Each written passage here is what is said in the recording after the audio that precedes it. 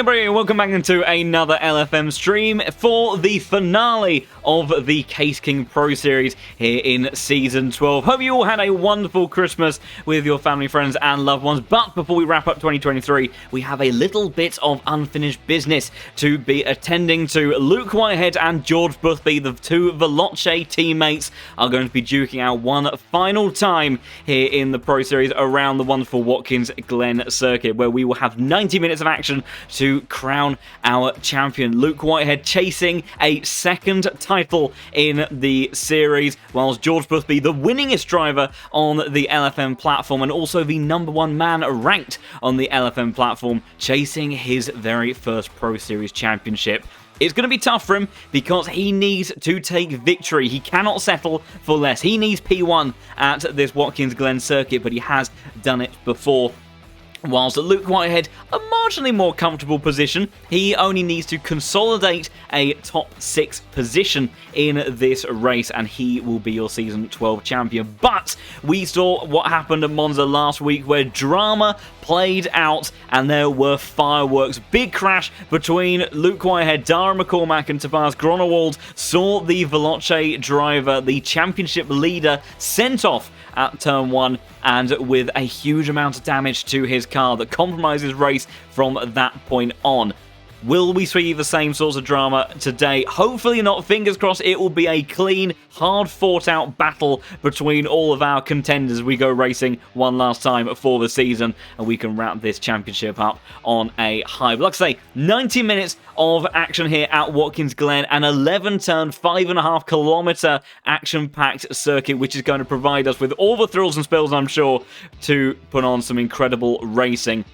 And we'll take a little bit of a walk around this circuit. In towards the first turn, a very important corner. Camber on that inside apex, and you really need to use that to dig in the cars. You then work your way up through the hill of 2, 3, and 4 onto that back straight, and then carrying all that straight line speed. It's a circuit of two tails, really. You need good straight line speed because it's a very tricky one to overtake out, but you also need that cornering capability. Into the inner and outer loop, then you then work your way through into towards shoot corner, downhill into that section, and have a little bit of a gradual climb in towards toe corner at turn 7, over the boot, and then as you make your way back down a hill into heel turn at turn 8. Then climbing up once more, turn 9. These corners come at you thick and fast, and we'll get some fantastic onboards, I'm sure, in the qualifying session as you then make your way around the last couple of corners of turn 10 and 11. So we'll be seeing our drivers getting into that qualifying session in just a moment. They are rounding out just some final few minutes of practice, and we'll be looking to dial in their setups for one last time this season. Also, do want to say a big thank you between last week, which was a record-breaking stream for us. So a huge thank you for the incredible support that we had at Monza last time out. In that time, you wonderful people, we have crossed over 1,200 followers here on the Twitch channel, and maybe, just maybe, by the end of the season, perhaps we can nudge up to 1250, who knows? But I do just want to say a big thank you for all the incredible support. We've only been over here on Twitch for the last couple of months or so, time flying by very quickly, but you guys have been incredible. We've also hit over 130,000 users on the LFM platform, which is just amazing. And also a big thank you to all of those who have voted. Our founder and CEO, of course, the wonderful Boris Schulk, who we are grateful for making those early steps to bring the world of LFM to life and leave us with this incredible stuff to enjoy week in, week out, because you guys voted him as the new Hall of Fame inductee for the VCO Simi Awards. So a big thank you for all of that amazing support, and of course a shout out as well to all the other incredible people at LFM that have put this all together, and to you guys as well for all the support from the community to create the bot for this season, because that has been a pivotal part of how this championship has been playing out. That custom bot giving us drama and just fantastic racing week in, week out. We've seen Bentleys competing at the front of the field for the first time in who knows how long it's been since we've seen that car challenging at the front, and we've been able to enjoy so many different manufacturers at the pointy end of the grid. Before we dive into our drivers getting out on circuit, just as a little bit of a run through of how the championship standings sit as it stands at the moment, you can see this tally right here. Of course, we are at the point in the season where those 2 drop score rounds are starting to factor into place, and you can start to see how tight it is between drivers at the pointy end of the standings. George Boothby sitting exactly on 13,000 points, as him and Luke Whitehead trying to optimise their totals as best as they can. And of course, in the Pro Series, as we've had for the last few seasons now, some incredible prizes for our top 3 drivers. So that P3 spot in the standings will be one that drivers are still very much pushing towards and trying to see if they can leave this season, leave the year with some goodies provided by our wonderful sponsors. So we'll see what goes on. I don't think Fortnite and V-Bucks, unfortunately, are going to be on the prize list for this one. But you know, we'll see. I'll see if we can pull a few strings or something like that. But there's some incredible gear and stuff up for grabs on all of that side of things. So our drivers in the server now, and some fantastic names for this one as well. Of course, when we're in this portion of the year, some of our drivers who have had some other commitments during the course of the season, they're a bit free, and they're kind of twiddling their thumbs a little bit during the winter period, looking for something to do, and thankfully, we bring them all over here to the Pro Series, so we have some very fast top names in the server, and I'll tell you what, in terms of who that actually helps, that's likely going to be something that George Boothby, it's going to be a blessing or curse for him, because on the one hand, if he is able to have some fast guys around him, but that they're not faster than him, he can look to get more cars between himself and Luke Whitehead. On the other hand, when we have many fast drivers in the server, the chances of you coming away with that victory is just that little bit less. Even from a statistical standpoint, it's going to be trickier for him to bring home that necessary win to add to his tally and to even give him a chance of taking the championship of Season 12. So it very much could go either way, and we'll have to see how it all plays out. 90 minutes of action, remember, here tonight at Watkins Glen, which means aspects of weather, tyre strategy are going to be playing into effect more so than normal as well. 60-minute races, you do still have an element of that, but it's just not quite as pivotal as it otherwise may be on a different occasion, whereas when it comes to a 90-minute race, it just starts to factor in that little bit more. You start to see those greater bits of drop-off in the tyres and see those quirks, those advantages, disadvantages, weaknesses in setup philosophies, driving styles. They just emphasize that little bit more, and so very much could be something to watch with all of that, as we can now have a bit of a look at our drivers getting in their final few moments of preparations. More and more of you arriving in the chat. Big warm welcome. I see some first-time viewers as well, and so thank you for making your way over. And I tell you what, we are going to be in for some fantastic action this evening, so do buckle in, everybody. Qualifying will be underway in just a few minutes' time, and we will see who is going to get the final pole position of the championship and see which of our drivers in a couple of hours' time is going to be taking that P1 spot for the 12th season of the Case King Pro Series. Right now we've got Lewis Rotors topping the timing sheets on a 44.067, and he is nicely dialed in behind someone in a beautiful, big, bad Bentley. Let's see if we can try catch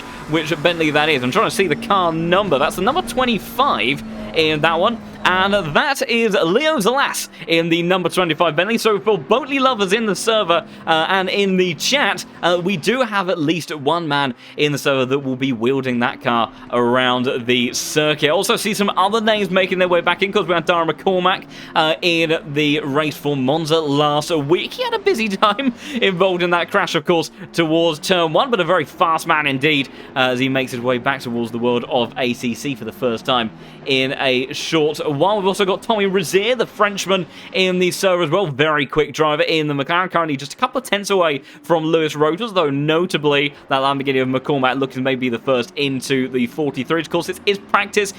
Whether or not we have different fuel loads between drivers right now, we'll have to wait and see. We'll start to get a better picture as time goes on, as the likes of Jacob Osterman, the first man into those 43s. He's been very quick all season long for ITB Racing. Got Philip Menard back in the server as well, South African. Jack Alexander, a mighty quick driver as well in the LFM branded Ferrari 296. A great to see him back as well. Of course, we had Leo Zalas in that number 25 Bentley, so we do have Bentley representation in the server. We have last week's winner, Mitchy Tauscher, a very happy man in that Lamborghini. Got the overtake done early on in the race and never looked back. And of course, Luke Whitehead, your championship leader, trying to see if he can close out his second title of this one. So I have to see whether he is able to do enough. Meanwhile, Dara, 43.602, the new benchmark from the Lamborghini driver, and crucially, as far as this man will be concerned, currently a quarter of a second faster than George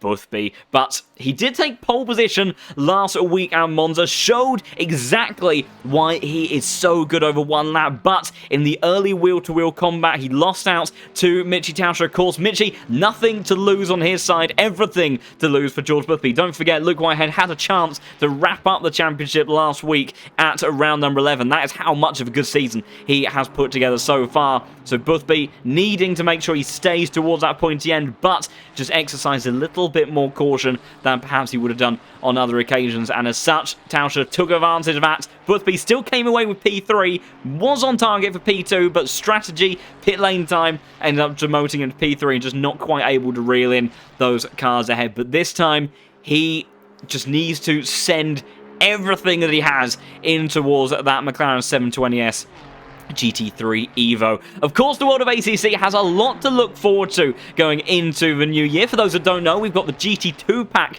on the way for next year, and we have that rather special Maserati MC20 that was recently confirmed featuring in that pack. A fun little car, so it'll be interesting to see how that one drives. Of course, the GT2 class will be a new addition to the world of ACC, and then at some point later on in the year, also, of course, the Nordschleife will be on the way, and I have a feeling there's going to be a lot of happy people about that one. I know Gianni, I think, was jumping up and down for joy when confirmation of that came through, and I'm sure that there will be a few more people. What is GT2? Interesting question. So GT2 cars, generally speaking, are actually slower than the likes of GT3. They're faster than GT4, but they are slower than GT3. Why, you may ask?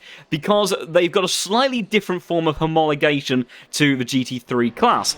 They have more horsepower, but even though they're quite extravagant when it comes to kind of the aero packages and all the other goodies that they have put onto their cars to kind of take them from their road-going equivalents over to a fully-fledged race car, they're not quite as in-depth as what we have on these GT3 cars. So they've got more power, they've got less cornering capability, tend to weigh a little bit more, things like that as well, and so they're a little bit slower. So it should be a pretty fun car to drive. We've got a lot of horsepower going to the rear tyres of those GT2 cars, and with decent grip, but not quite the grip that we're sometimes treated to in these GT3 cars. So it should be an interesting balance on that front.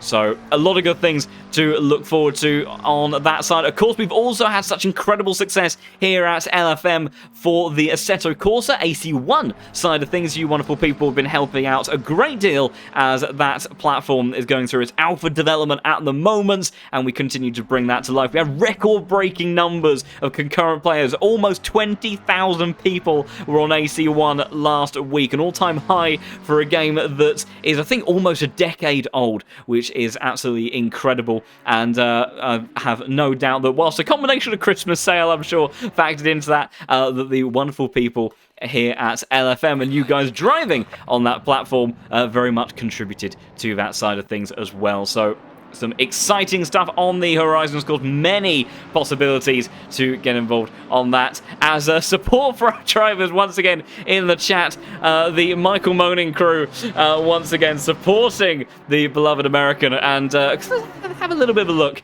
at his car. Is he in that bright yellow Honda? He is in that bright yellow Honda. You can't just miss him. He is certainly viewable from any point on the race circuit as the chat goes wild for the number 31 car. We'll see how he gets on today. If you're new to the world of LFM, first of all, big warm welcome to you, and buckle in because we're going to have a fantastic 90-minute showdown for this evening's action.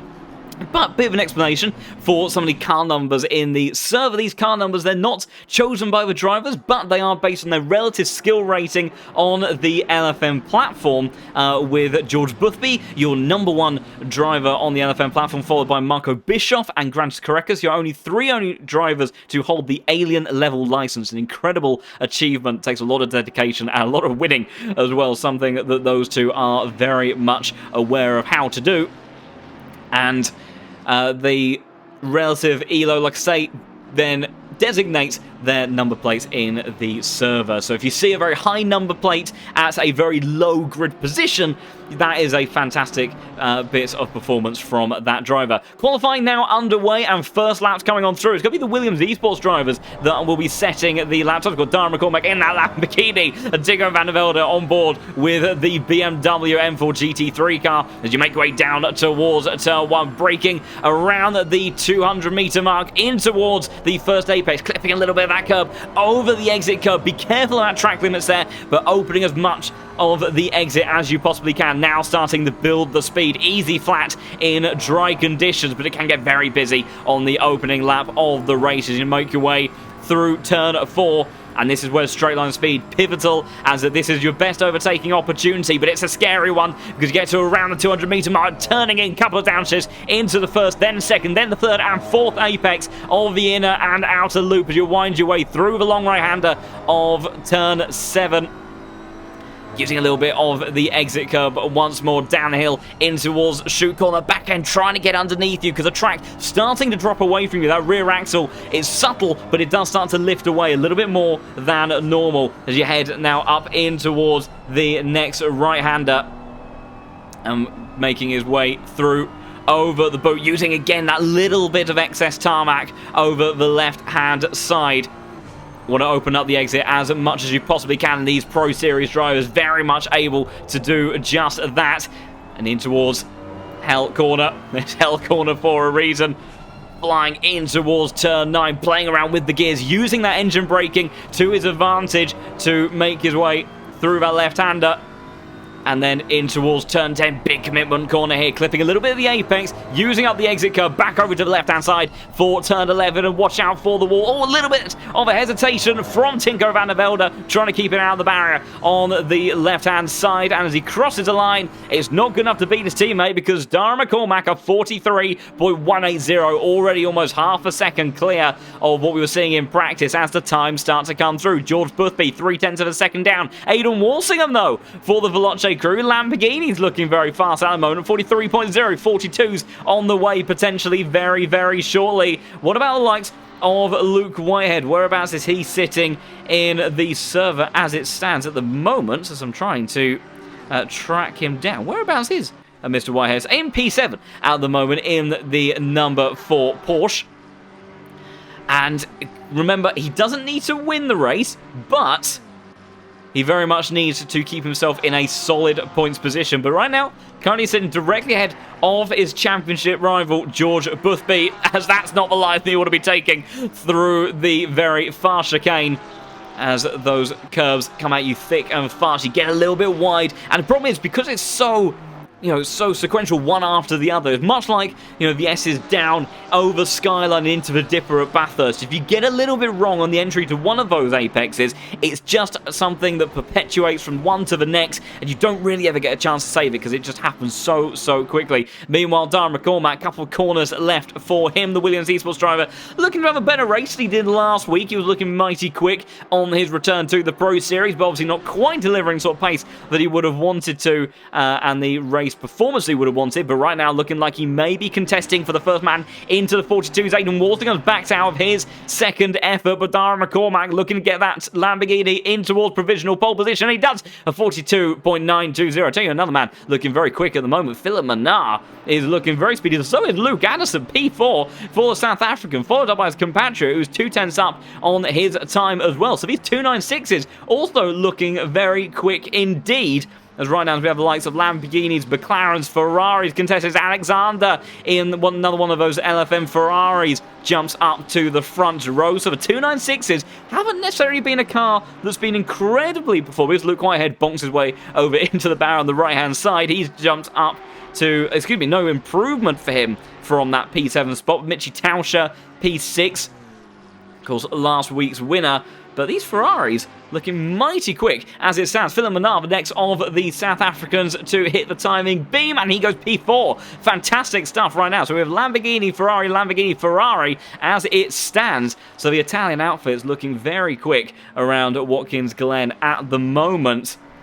as more and more times coming in. We've also got another man in the server might be one to keep an eye on. Alberto Garcia, the Spaniard in the number 9 car for the John Alesi esports team. Certainly a name that stood out to me when I saw the entry list for this evening. He comes towards the timing beam. What is the Aston Martin going to do? And the answer is it's a 43.422. Top 15 for the Aston Martin driver at the moment. Of course, an incredibly competitive field around here. Meanwhile, Jack Alexander in that Ferrari. Go on board with him as he looks to wrap up the lap, but right now he's going very quick. So is Mitchy Tauscher down in P7. Both these cars looking to contest for the 42s and provisional pole. Still, of course, 8 minutes left of this session, so plenty for now. Darren McCormack won't be improving on this lap. Jack Alexander, though, the Scotsman, through turn 10 he goes.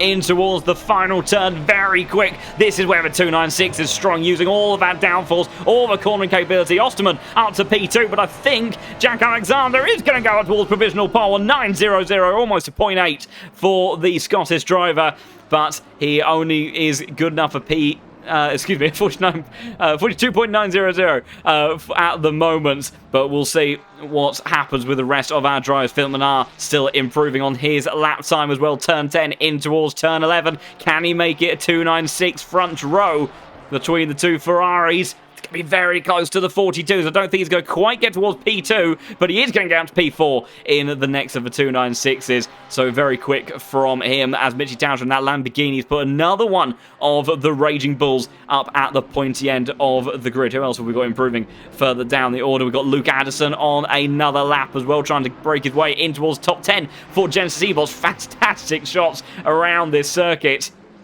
as the Ferrari blasts its way on down towards Hell Corner. Rear axle just getting a little bit light again. Obviously gets you the rotation, but it's that instability, and depending on the platform that you've got, depending on how confident you are in your car, just can start to give you a bit of uncertainty of how the balance is going to play out on the entry in towards that turn. But the number 14 driver, of course, a man that had a spectacular P2 finish at Donington Park. That's not the line that you want. He's had to hesitate a little bit getting on throttle there. Clips a bit too much of the curb in turn 11. It's still going to improve. P10 right now for the Genesis Esports car, but a little bit more in the tank, I am sure, for Luke Addison. So keep an eye on that man. Meanwhile, Marco Bischoff next of the Lamborghinis to hit the finish line. Of course, one of the winningest drivers in LFM history. Of course, the only two-time champ so far of the Pro Series. Our title winner in Season 7 and Season 8. And Luke Whitehead could be looking to join that same level of glory. Of course, Marco Bischoff has done it that one step better of going back-to-back in those titles, but still, with how competitive this grid is, taking more than one title is an incredible accomplishment. But Marco Bischoff right now in that Sprout Esport Lamborghini, only good enough for P19, 43.5. He'll be wanting to find a bit more lap time. Meanwhile, I have to look back at this. Aidan Walsingham, big lap time found so far in towards turn 7. Now up to turn 8, he's got Niels Narks in that BS Plus competition. Aston Martin up ahead of him. Aidan Walsingham up a 10th at the moment. He was briefly going purple, and he's lost a little bit of time through that right-hander, not gaining time on the exit. Still opportunities for him to find a few thousandths here and there as the first driver not in the 42s. So he'll want to see if he can get himself under that threshold.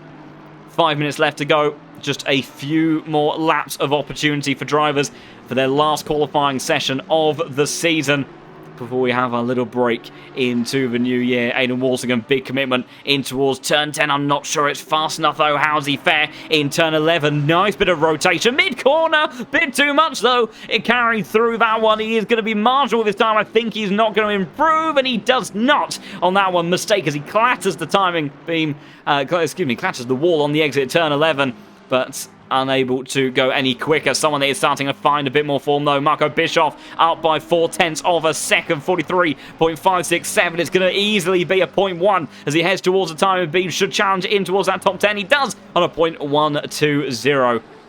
So the German driver trying to see how far he can get himself lining up in this one. Having a quick gander and reminder of the championship standings.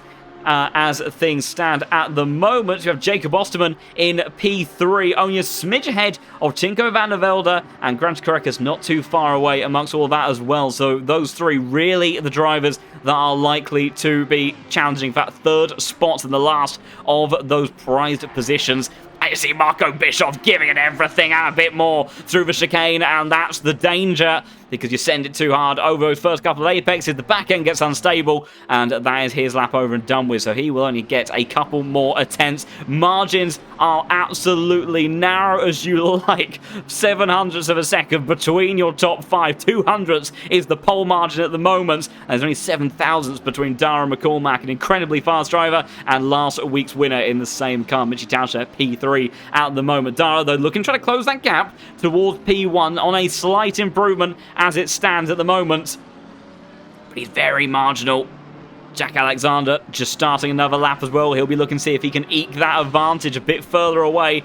What a fantastic return to the series it would be for him, a man that I know was very much impactful for custom BOP side of things. Dara McCormack, big bit of oversteer in towards turn 11. You saw how wide he went on the entry, trying to open up the corner as much as he could, and that mistake cost him 0.3 of a second, and it won't be helping on this lap either, because he has lost a bit of time on the exit of that turn as well. Meanwhile, Jack Alexander very much back and forth with his previous best on board the 296, comes through the farm turn. How brave is he up to the wall? Millimetres to that left-hand side of the car. Is it going to be an improvement for the number 24 towards the time? And BB goes, and it is a first 0.8 of this qualifying session. Opens up that margin to a whopping 400ths of a second.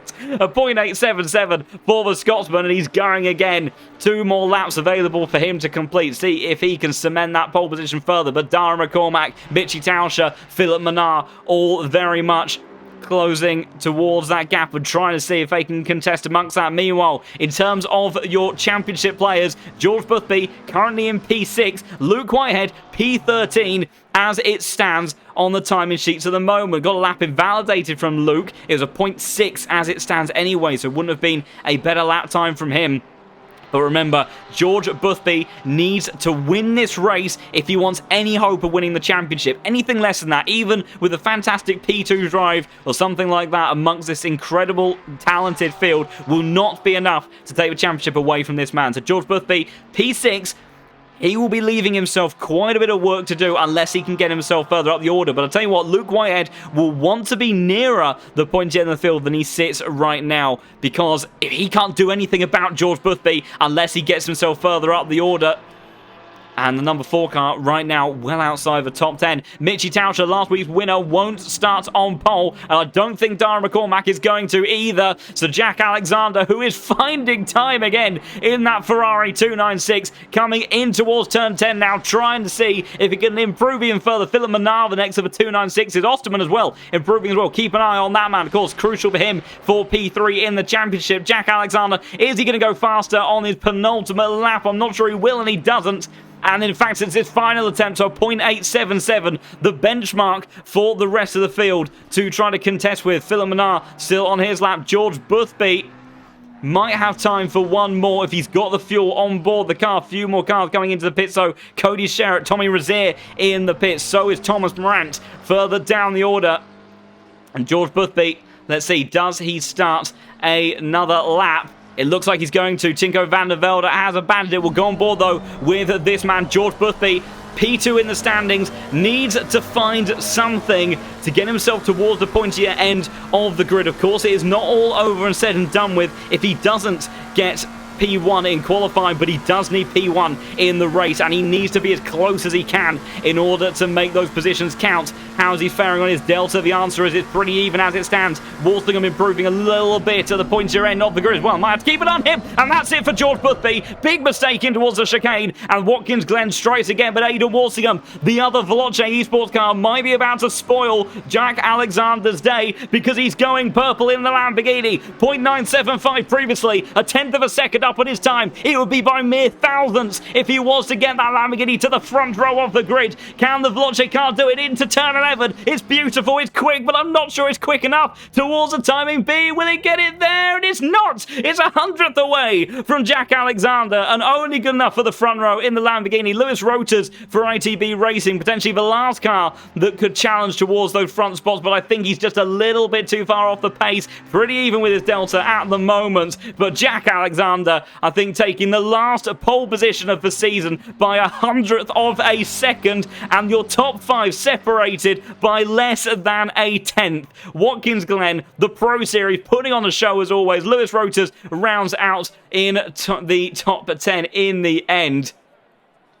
And that is your grid for the final race of the season. We're making our way over in towards our grid lineup in just a second. But what an absolutely exceptional qualifying session. Once again, the Pro Series delivering all of that, as the cheers as well for Jack, of course, to the beloved Michael Moning in that bright yellow Honda as he starts in 29th place. We'll work our way through the starting order in just a second officially, but incredible stuff then for the last round of Season 12. The Custom BOP once again delivering the 296. We've got Lamborghinis up there as well, McLarens, but in terms of a championship fight, this is a very, very interesting position that we find ourselves in at the moment, because Luke Whitehead out of position down in P13, well away from where he needs to be to really cement his championship. And meanwhile, George Boothby, he needs P1 from this race, and he's down in P6, so he has work to do. Luke Whitehead may just end up being a mere spectator in all of this, and just hoping that George Boothby cannot get himself to the front of the grid. It'll be a 90-minute race for this evening, so extra additional fun for us to all enjoy for our championship showdown. We'll run through the starting order in just a second and see Jack Alexander starting on that P1 spot in that Ferrari 296. Incredible stuff from the Scottish driver. Aidan Walsingham on the front row as well, almost managing to pit the 296 to that P1 place in the end, but couldn't quite do it. Darren McCormack, the Irishman, starting in P3. Mitchie Tauscher starts P4, last week's race winner. And Philip Manar, his return to the series, the South African in that Ferrari 296, doing exceptionally well in the next of the LFM Team Crew cars. He finds his way inside that top 5, and George Boothby, the man, sits P2. The man needs to win here today if he's going to make that number 1 plate, also the number 1 car in the championship at the end of the day. Jacob Osterman in P7 in the number 7 car for ITB Racing, with Tinko van der Velde, reigning champion. Not really the series that he would have wanted in Season 12, but still very much contesting for some fantastic prizes indeed. Marco Bischoff, P9. Of course, our 2-time champion, maybe about to be joined by Luke Whitehead for that very fantastic achievement. Lewis Rotors rounds out the top 10 with Luke Addison in the P11 spot, followed up by his fellow Genesis Esports car, Cody Sherritt, the next of those 296s, and then a man that's not seen this part of the field for a while. I'm sure he's feeling a bit nervy after the last week at Monza, because he was even just around the top 5, and even then it all went wrong for Luke Whitehead with that big crash towards turn 1. Now he finds himself in unfamiliar territory, surrounded by a lot of cars that don't have anything to lose. P13 for your championship leader, but it is not all said and done with yet. No reader, P14, Tommy Rozier, P15, and Grantis Correcas in P16. Alberto Garcia, the Spaniard in the Aston Martin, starts in P17, with Max Florence in the first of the Mercedes starting in P18. The number 27 of Antonio Fedeli, the next of our Ferrari 296s, starts in 18th position, ahead of someone who else finds himself a little bit out of position, Niels Knox in that Aston Martin. But that car could be very quick in a straight line and might have a lot to work with in progressing his way up the field. Track position, not always crucial, but I imagine that these guys would have been wanting to be a bit at the pointier end of the field to really be challenging for some of those top 10 spots. We have the likes of Kolosov rounding out our top 20 with Vasna, DeCampo, and Vitschorka in the number 20 car. Starts 23rd place. And then we have Philip Game, the next of the Mercedes drivers, starting in 24th position with Jan Drexler and that very recognisable BMW. That's a very interesting car. Have we got someone that is out of order?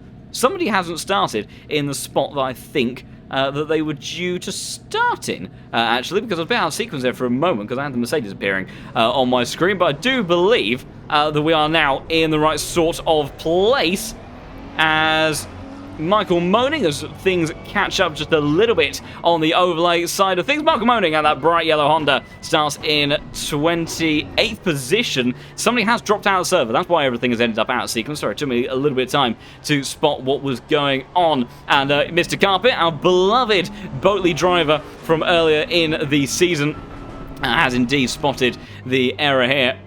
And we've got support for Alton Park in the chat. That's a brave choice in the chat, I must say. And there we go. That's what's gone wrong. Cody Sherratt for Genesis Esports down in the pit lane. So not where he would have wanted to be. So something's gone wrong in terms of gridding up for the South African driver for the Genesis Esports crew. But that's why everything went a little bit wonky for the starting grid.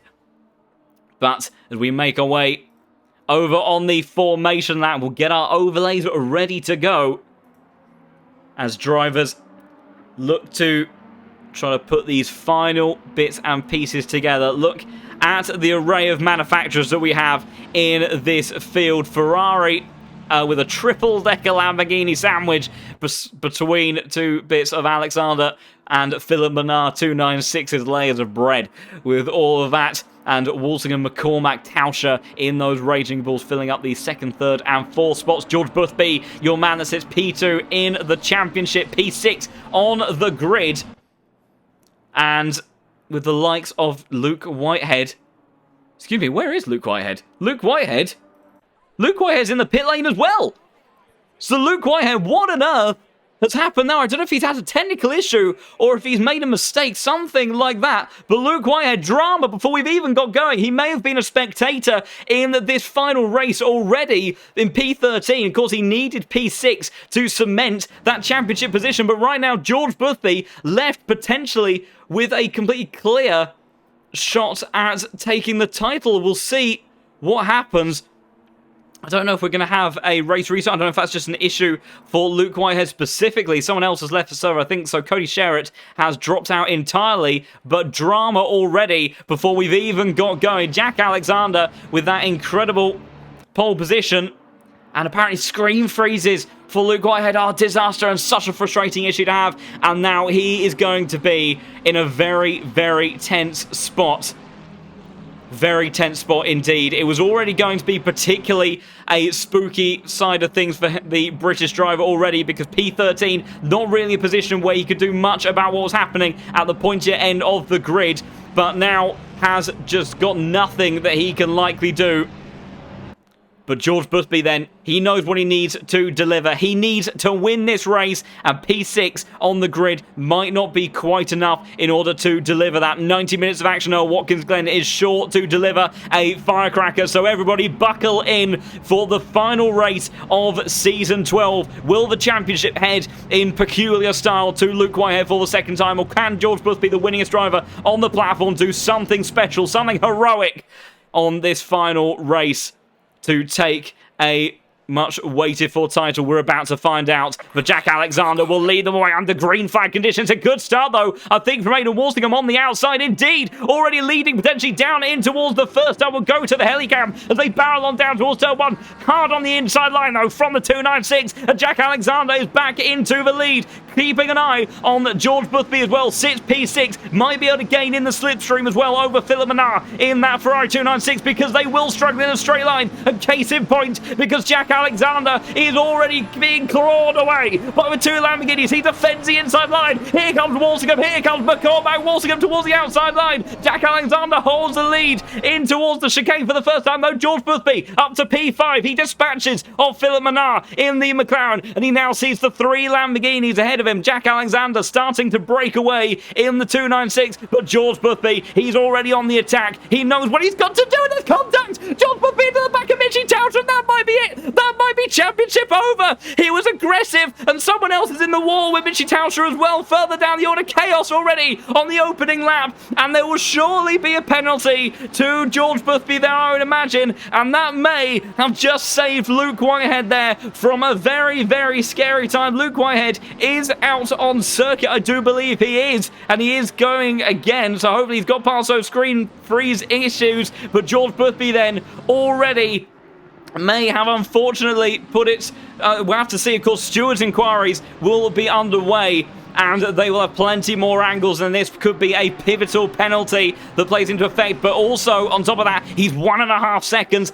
behind Dara McCormack for that P3 spot, and he needs P1. So we'll have to see how it all plays out. But Jack Alexander then did what he needed to do on the opening lap, as there's drama further behind. Tinko van der Velde side by side with Marco Bischoff, briefly defending that inside line in towards turn 1. Marco Bischoff will wait for the slipstream to run up the hill. Meanwhile, someone that isn't waiting. Oh, I thought Nils Knox was having a dive down towards the inside at turn 1. So an incredible amount of drama and chaos already. Meanwhile, Aidan Walsingham in prime position to challenge for the race lead. The Lamborghini driver, the V10 roars into life, heading up the hill. Will he go inside? He does go towards the inside line. Jack Alexander doesn't defend it. Aidan Walsingham sends it from downtown. Oh, it's going to be contact the red, and Jack Alexander in the wall, and Dara McCormack leads. He takes 2 for the price of 1 in just as many apexes, and Dara McCormack for Williams Esports heads into the lead. Walsingham spinning out Alexander, and he is going down the order, and so is Lewis Roters. Lewis Roters in the wall as well. Chaos in the opening Lazarus race. Michael Moaning, as I'm sure the chat will go wild,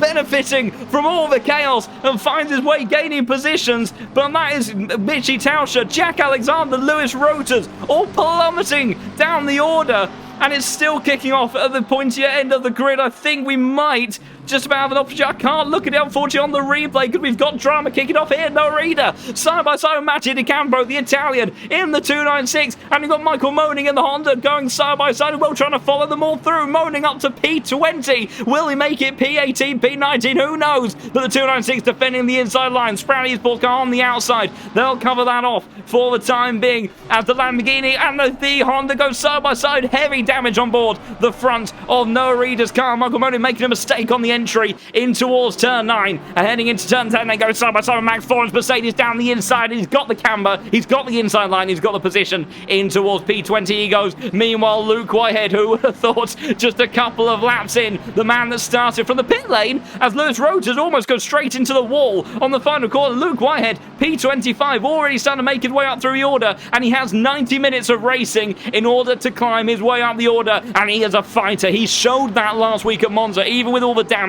on board his car. He fought tooth and nail, and he might be about to deliver something special, because if a penalty does head the way of George Boothby, he could even potentially find himself finishing ahead of him. Who knows? Jacob Osterman applying the pressure to Philip Menard, who's got it all caught up over the chicane as he heads in towards the right-hander. Keeps the ITB racing car behind him for now. But George Boothby, without penalties, sits P3.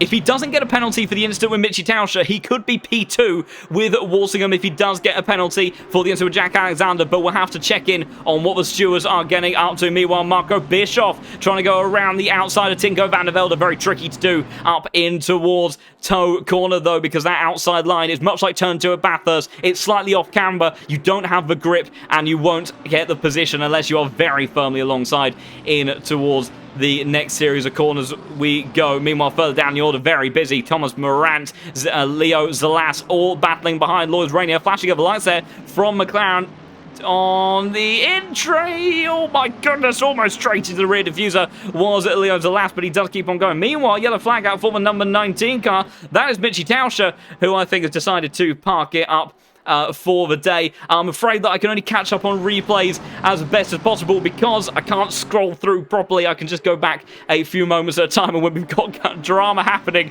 left, right, and centre, I can't look at all of them, I'm afraid, but I will keep you posted on what the stewards have to say on that front, because it's been a very busy opening. Meanwhile, it's busy further again. Luke Whitehead, 22nd place. He gained another 2 positions on that lap, and he's continuing to fight his way through the order. Garcia applying the pressure. We've also got side by side between Vassner and the Aston Martin. Vassner having to duck back into the slipstream once again. Osman applying the pressure. He couldn't do anything. What can Vassner do in the unicorns of Mercedes? And the answer is nothing. P13. He stays for the time being. And I can tell you now, it's been a busy time, I think, already for the stewards, because they haven't even got to work on writing in some of these penalties onto this beloved spreadsheet, because I think there's just been so many incidents on the opening laps. So we'll catch up with them shortly as things start to settle down.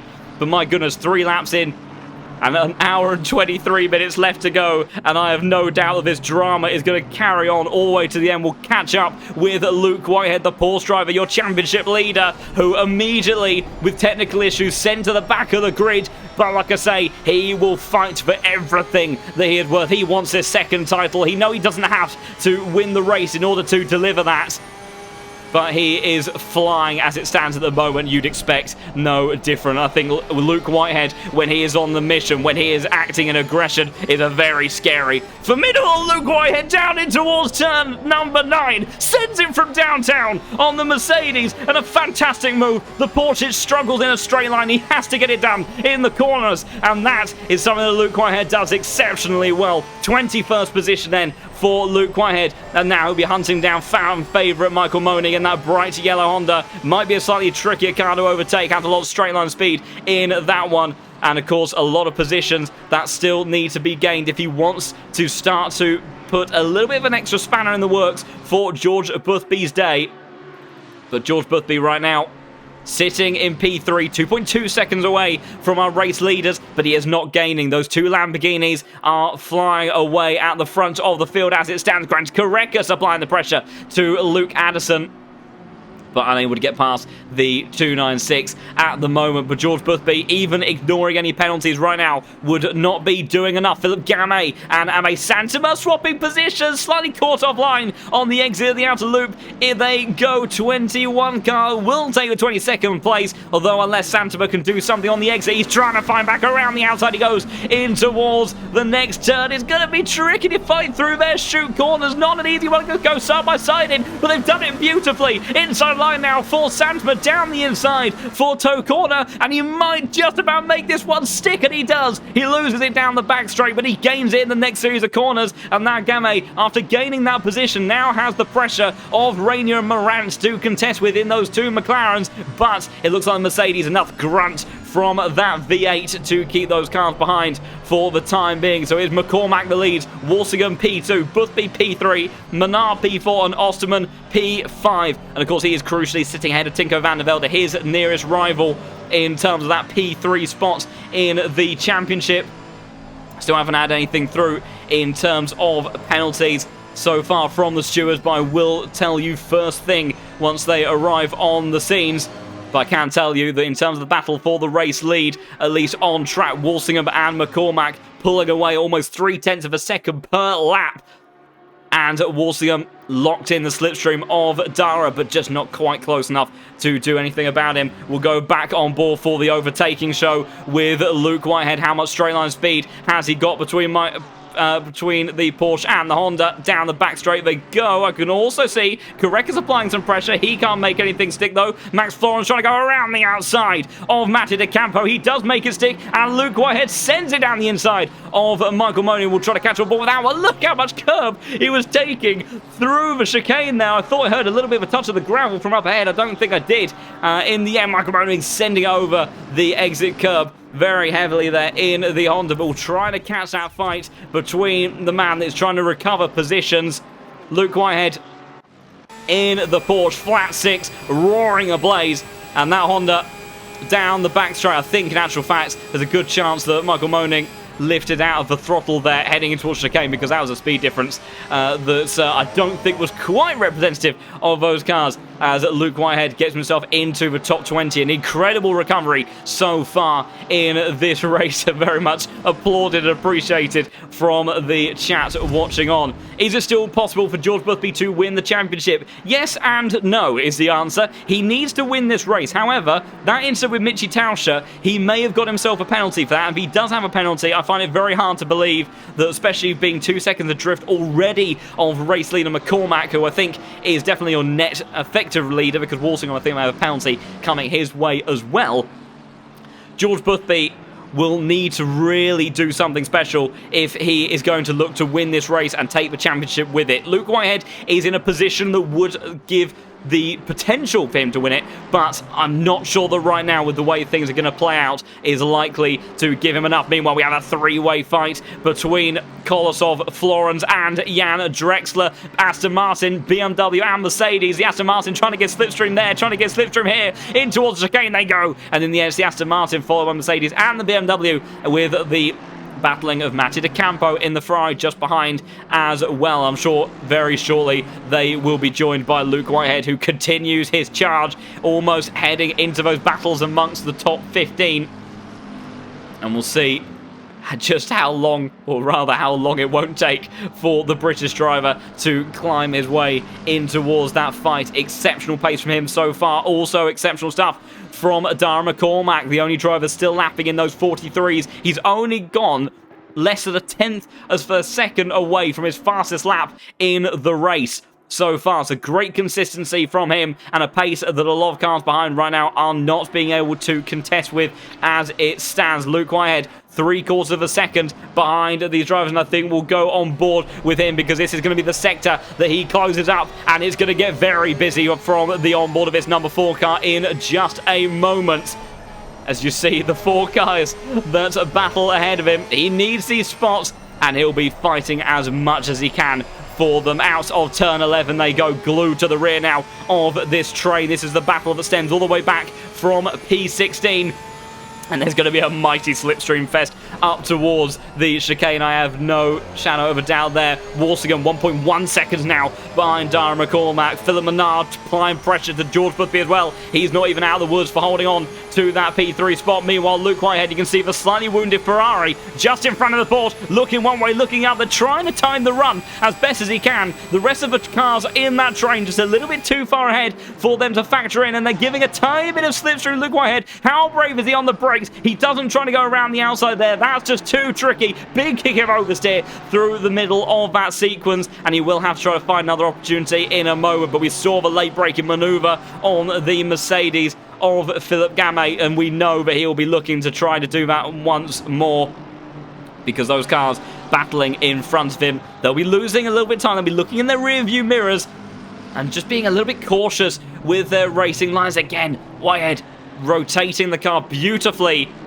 through toe corner, as we get a fantastic series of shots there as they all pile their way over the crest of the boot. Will we see Whitehead dive down in towards Hell Corner? Not on this occasion. This is where he made the move on the Mercedes. Does he feel like he's close enough? He came from a long way back last time. Does he do it again? He's going to send it down the inside of the Ferrari 296 side by side on the exit. They are. Gets the power down, the flat 6 power. It's got more torque, more acceleration. He's got the position. P19 for Luke Whitehead, and then he will lock himself into the slipstream of that BMW, I am sure. But that's going to be a tricky car to pass quick in a straight line, and Luke Whitehead will have to use all of the skills that make him the formidable, mighty driver that he is if he wants to get the job done there. Meanwhile, Jacob Osterman getting the position over Philip Menard. Philip Menard was battling with George Boothby not too long ago. Let's see if we can catch what happened there between this group of 3 on board with Jacob Osterman. That's what happened there. Philip Menard, big contact into the wall on the exit of turn 11. How damaged is his car? Jacob Osterman sniffs the opportunity, and he's going to send it down the inside. He came from pretty far away. Is there any contact between the pair of them? I don't think there is. Philip Menard leaves the space, but Osterman gets himself into P4, and with that,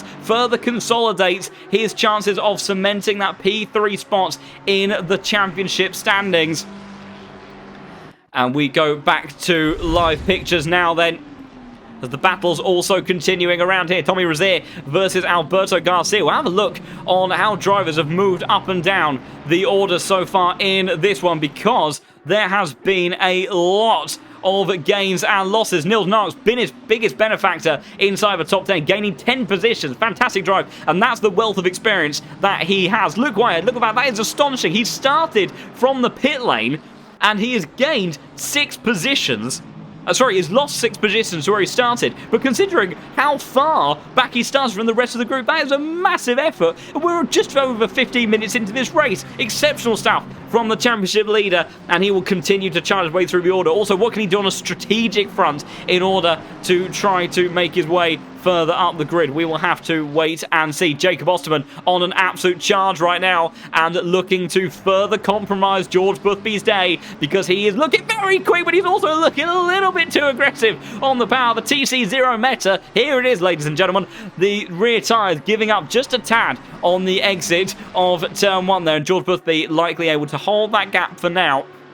I can tell you though, Darren McCormack still going mightily quick, half-second clear of the rest of the field. Very, very good pace from him. Meanwhile, we've got some scrapping away again by this group of 3. Luke Whitehead starting to close back up to these guys as well, and it's going to be busy between all of these cars. We've got Kolosov heading the way ahead of Drexler, who has got past Max Florence in that Mercedes, and Luke Whitehead immediately on the case of the Mercedes driver. Can he do anything in towards the outer loop? And the answer is no. He'll have to wait for another opportunity, but he is in prime position if he wants to send it out the inside of turn 9 once again. We've seen him do it twice so far. It's definitely a favourite overtaking spot for the Porsche. That's where that car really starts to gain some pace as it slides his way out through chute in towards the next apex. We go on board with the Mercedes, the V8 blasting its way over the crest. Luke Whitehead is leading this championship and will still win the championship unless George Boothby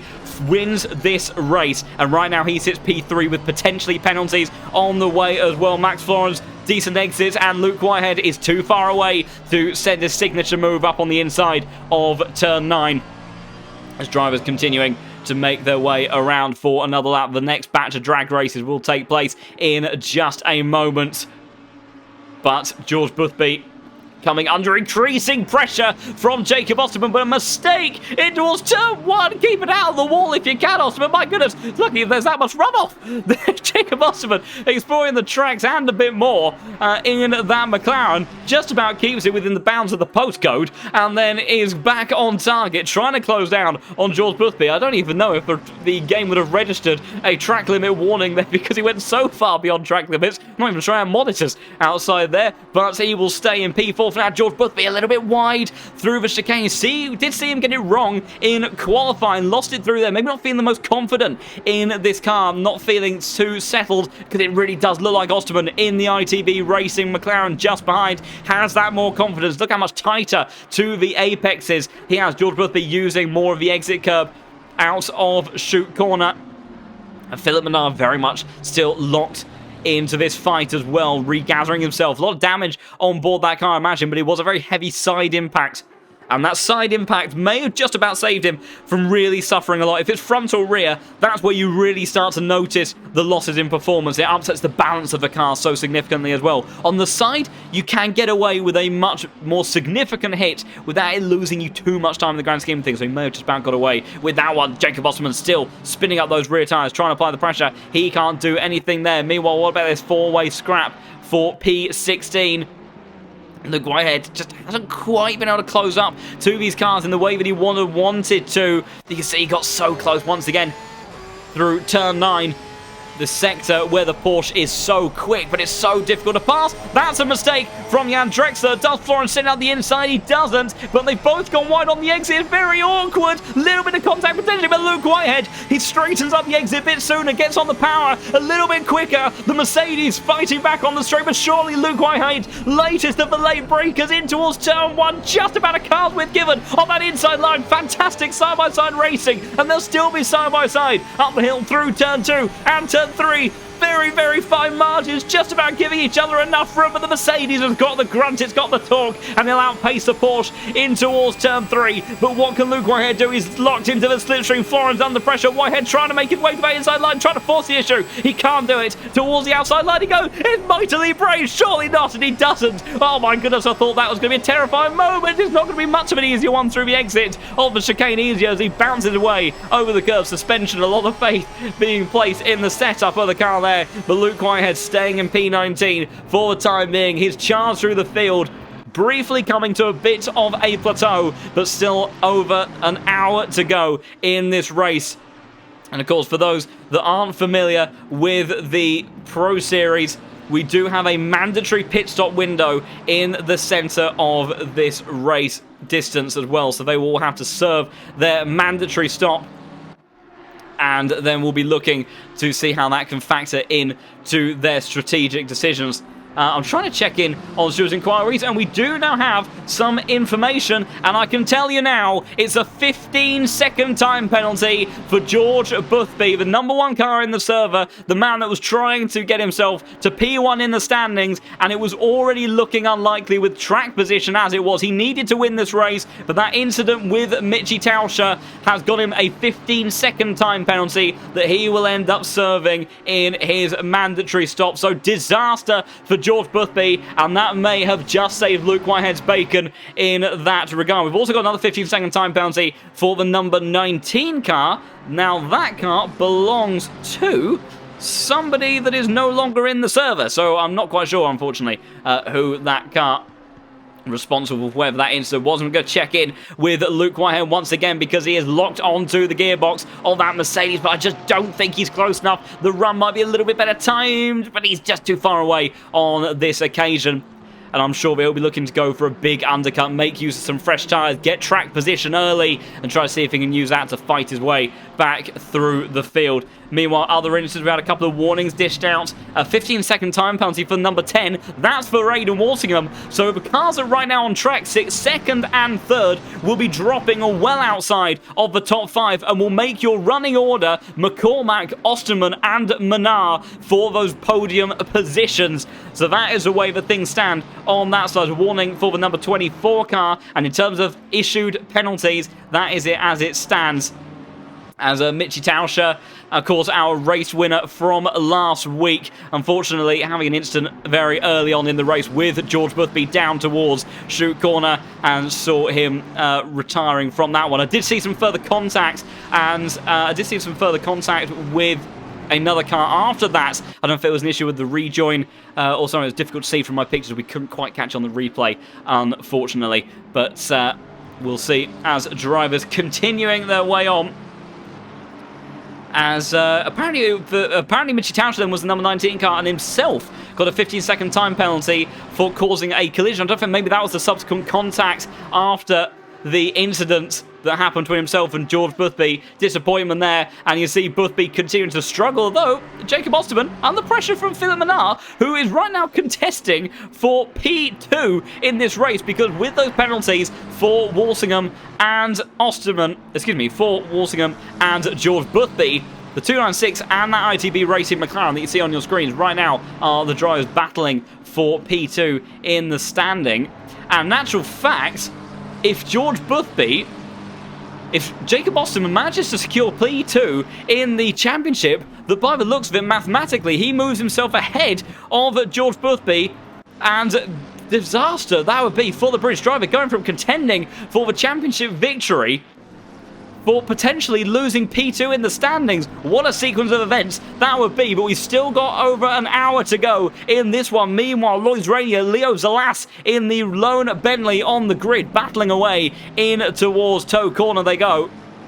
But I don't quite think he's going to get the job done on this occasion, unless the Bentley power serves him well down towards Hell Corner. It served him well enough to force the Frenchman to go defensive contact on the entry to the braking zone. Can he go do the over and under and get the power down on exit? I'm not sure he's quite alongside. In towards turn 9 they go, still side by side. Bentley trying to find the outside line, but I don't think it's got the traction or the grip to make that one stick. Indeed it doesn't. I need to check in though on the fight amongst P4, because look at this behind George Boothby. Osterman Menard, Van der Velde, Bischoff, Luke Allison, Karekas even, not too far away from this one. And Niels Narks, a man who's moved his way up in towards the top 10 from P20 on the grid, isn't even that far away himself. But Tingo Van der Velde, the reigning champion, maybe about to make a move on the 296, going around the outside. Look at the ITB racing car of Osterman Head. He's playing games here. Tingo Van der Velde is a championship rival for him, and he's giving just that little bit of slipstream to the Ferrari car to keep Tingo Van der Velde behind for a bit longer. Exceptional stuff on display from the ITB racing car. Willem Bernard defends that line very nicely through the chicane, and now Marco Bischoff contesting for that position. Meanwhile, Santama and Michael Moning having a squabble of their own, and Santama in that 22 McLaren coming out on top there, as Luke Whitehead still unable to progress through this pack of cars ahead. It's a little bit like a DRS train in Formula 1. If you're familiar with DRS, when you have that rear wing slot opened on your rear wing, you get that speed boost. But the problem is that if you've got several cars in front of you, even if you're half second per lap faster, let's say, if all of those cars in front of you are all getting DRS, you just don't really ever get a clean shot in order to make that overtake. Now, whilst we don't have that sort of active aero-like system in the world of GT3 cars, we're kind of much more hardcore, traditional style racing, that it's still that slipstream, the tow effect that these cars will supply to one another very much ends up having a similar kind of impact and making it difficult to overtake one through the field. If you are in a car that doesn't quite have that sort of pace and performance in a straight line, that is something that traditionally the Porsche has always tended to somewhat suffer with. Luke Whitehead, though, trying to use all of that car's capabilities, all of the skills that he possesses behind the wheel. Max Floren's almost sitting it down the inside of Jan Drexler, and that might have compromised his line through turn one just a bit, but he is locked into the slipstream. Jan Drexler's going to have a very busy rear view mirror. Heading up the hill they go, because there's Max Floren's in that Mercedes, and Luke Whitehead in the Veloce Porsche is very much in keeping with this train as well. Which way do they go? Drexler towards the outside line. Luke Whitehead bumped drafting the Mercedes. This is how he's going to force his opportunities. Let these two fight, and Florence down the inside. Whitehead trying to follow him through, but he can't quite do it, and Drexler holds on to one of those positions, and Luke Whitehead trying to use those tactics there to open up a position for himself, but he couldn't quite do that. Meanwhile, Michael Moning, I think, losing a position to the McLaren of Thomas Morant in all of that as well. We're trying to catch a replay of that little squabble between the McLaren and the Honda driver, and you can see Thomas Morant came from pretty far away up the hill. The Honda struggling just a little bit more compared to usual for straight line speed, because there's the McLaren gaining time, handover, fist up in towards the chicane, and in the end sends it over the inside curb, and there is nothing that the Honda can do. The crowd cry out in despair as they see their beloved American unfortunately drop another position, but he still sits in 22nd place in this extremely competitive grid. Keep an eye on our race leaders. Darren McCormack still charging away down the front of the field, 2.5 seconds clear of Aidan Walsingham, but of course that penalty as well as Luke Whitehead. Luke Whitehead, I think, has sent it down the inside, his signature move playing into effect once again, or did he even do it a corner earlier? I think it's going to be another turn 9 special from the British driver, your championship leader, who right now has had one of the most difficult days, I'm sure, in his sim racing career. Last week was a tricky one, this was even trickier, but he forces the issue down the inside, and even Matty DeCampo was having a look up the inside of the BMW for a moment as well, but couldn't quite follow the British driver through, as Luke Whitehead now, with clean air, will try to charge away and use that Porsche's capabilities as much as he can. Meanwhile, Max Florence will bring the gap down between those two, because he sends it up the inside of the Aston Martin of Kolosov, who relinquishes the position pretty easily. I saw Luke Whitehead then having a bit of a hopper, skipping a jump, not as bad as Jan Drexler, because down the inside, Matty DeCampo in the Ferrari 296 makes his way in towards P19. And, oh my goodness, that was Santama off in the distance, almost into the wall on the exit of the outer loop. Manages to just about keep it together, thank goodness, as we see up towards the pointier end of the field as they head in towards the final sector once again.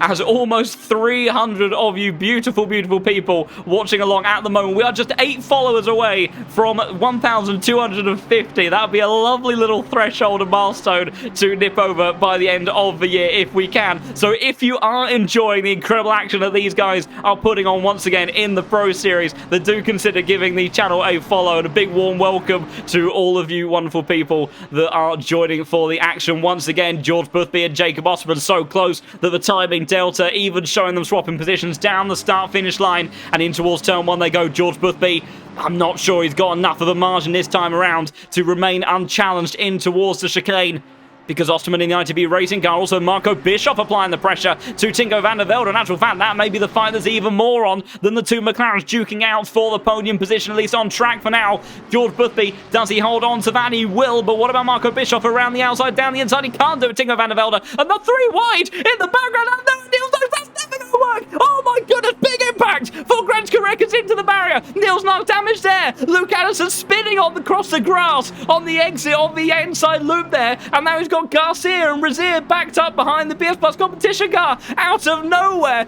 chaos and drama once again in the Pro Series. That chicane, it's a scary enough spot for 2 cars to go, but 3, that surely was never going to work. On board initially from Niels Narks' perspective, heading towards turn 1, sends it down the inside, and it just was never going to go. Granska Records, I'm not even sure he was aware that they were 3 wide, gets sent into oblivion. Luke Addison then losing it across the grass and the apex. Big impact between those drivers, and then Garcia and Razier picking up the pieces and glued to the back of the Aston Martin that I'm sure is likely now running a little bit wounded amongst all that. And what will the stewards make of that side of things? It was one of those, I think Granska Records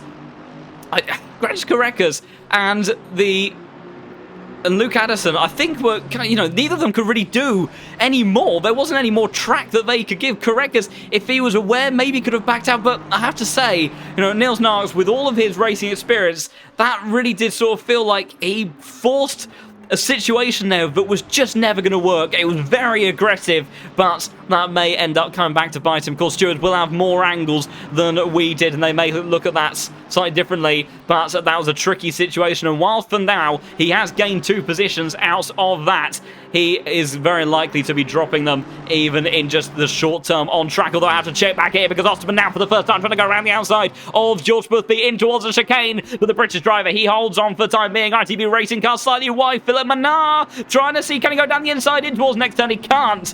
And so George Boothby on track at least for now holds on to that spot. But he's got to be careful of that Ferrari 296 because that could change things of how this championship plays out. Meanwhile, De Campo versus Drexler. De Campo takes a position. Luke Whitehead again jumping over those curbs in the chicane. He is sending it as hard as he can through that section of the circuit, as Jan Drexler, in actual fact, fighting back on the exit through the right-hander, but unable to get down the inside there. Luke Whitehead, you can see that Porsche is being given a pretty hard time. Meanwhile, Osterman once again glued to the rear of George Boothby. In actual fact, trying to go around the outside in towards next turn. Surely that won't work, and George Boothby holds the inside line, and Philip Manard in the South African might come through. He can't quite get enough of an overlap in towards turn 10. So Osterman still holding on to what is P4 on track, but remember, it is P2 in this race, and all the time that George Boothby is fighting, whilst he does need to somewhat fight Osterman,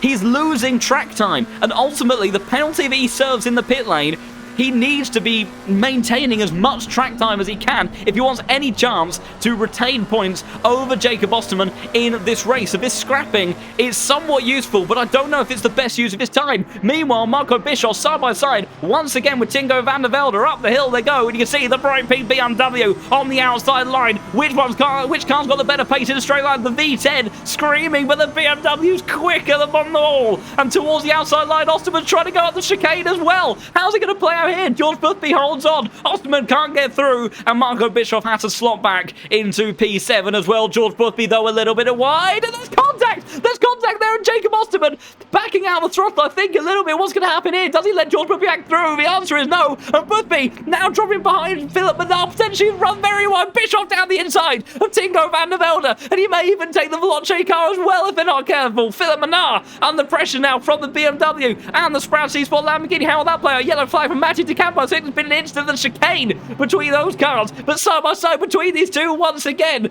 as the Ferrari just ahead of Menard has a beautiful spectator view on those two side by side. In towards Hell Corner they go. Matty DeCampo apparently in the wall and the chicane side by side between Bischoff and Tinko van der Velde, two champions of the Pro Series. And down the inside, it's a big send from downtown from Marco Bischoff. And unless Tinko van der Velde can get a cutback on the exit, I think he has finally got the move done.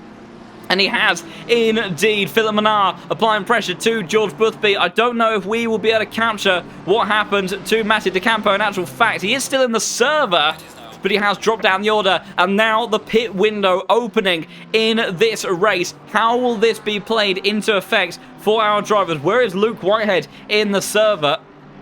He is currently P16.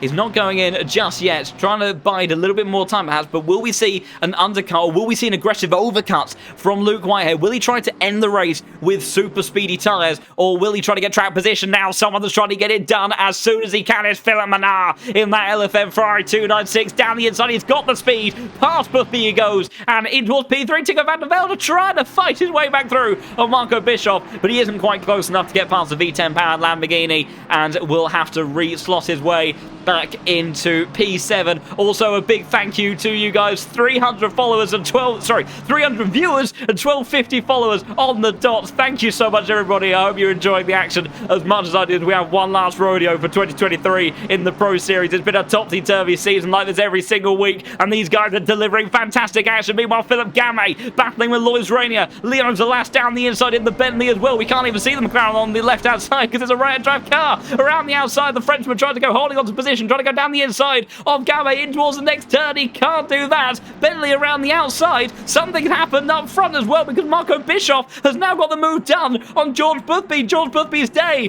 going from bad to worse, and I think this is starting to be the nail in the coffin for George Boothby's championship hopes, because what's happened here, George Boothby, I think, has he made a mistake? He's gone a little bit wide down in towards Toe Corner and has lost a huge amount of momentum on the exit. And Marco Bischoff, how far back does he send it?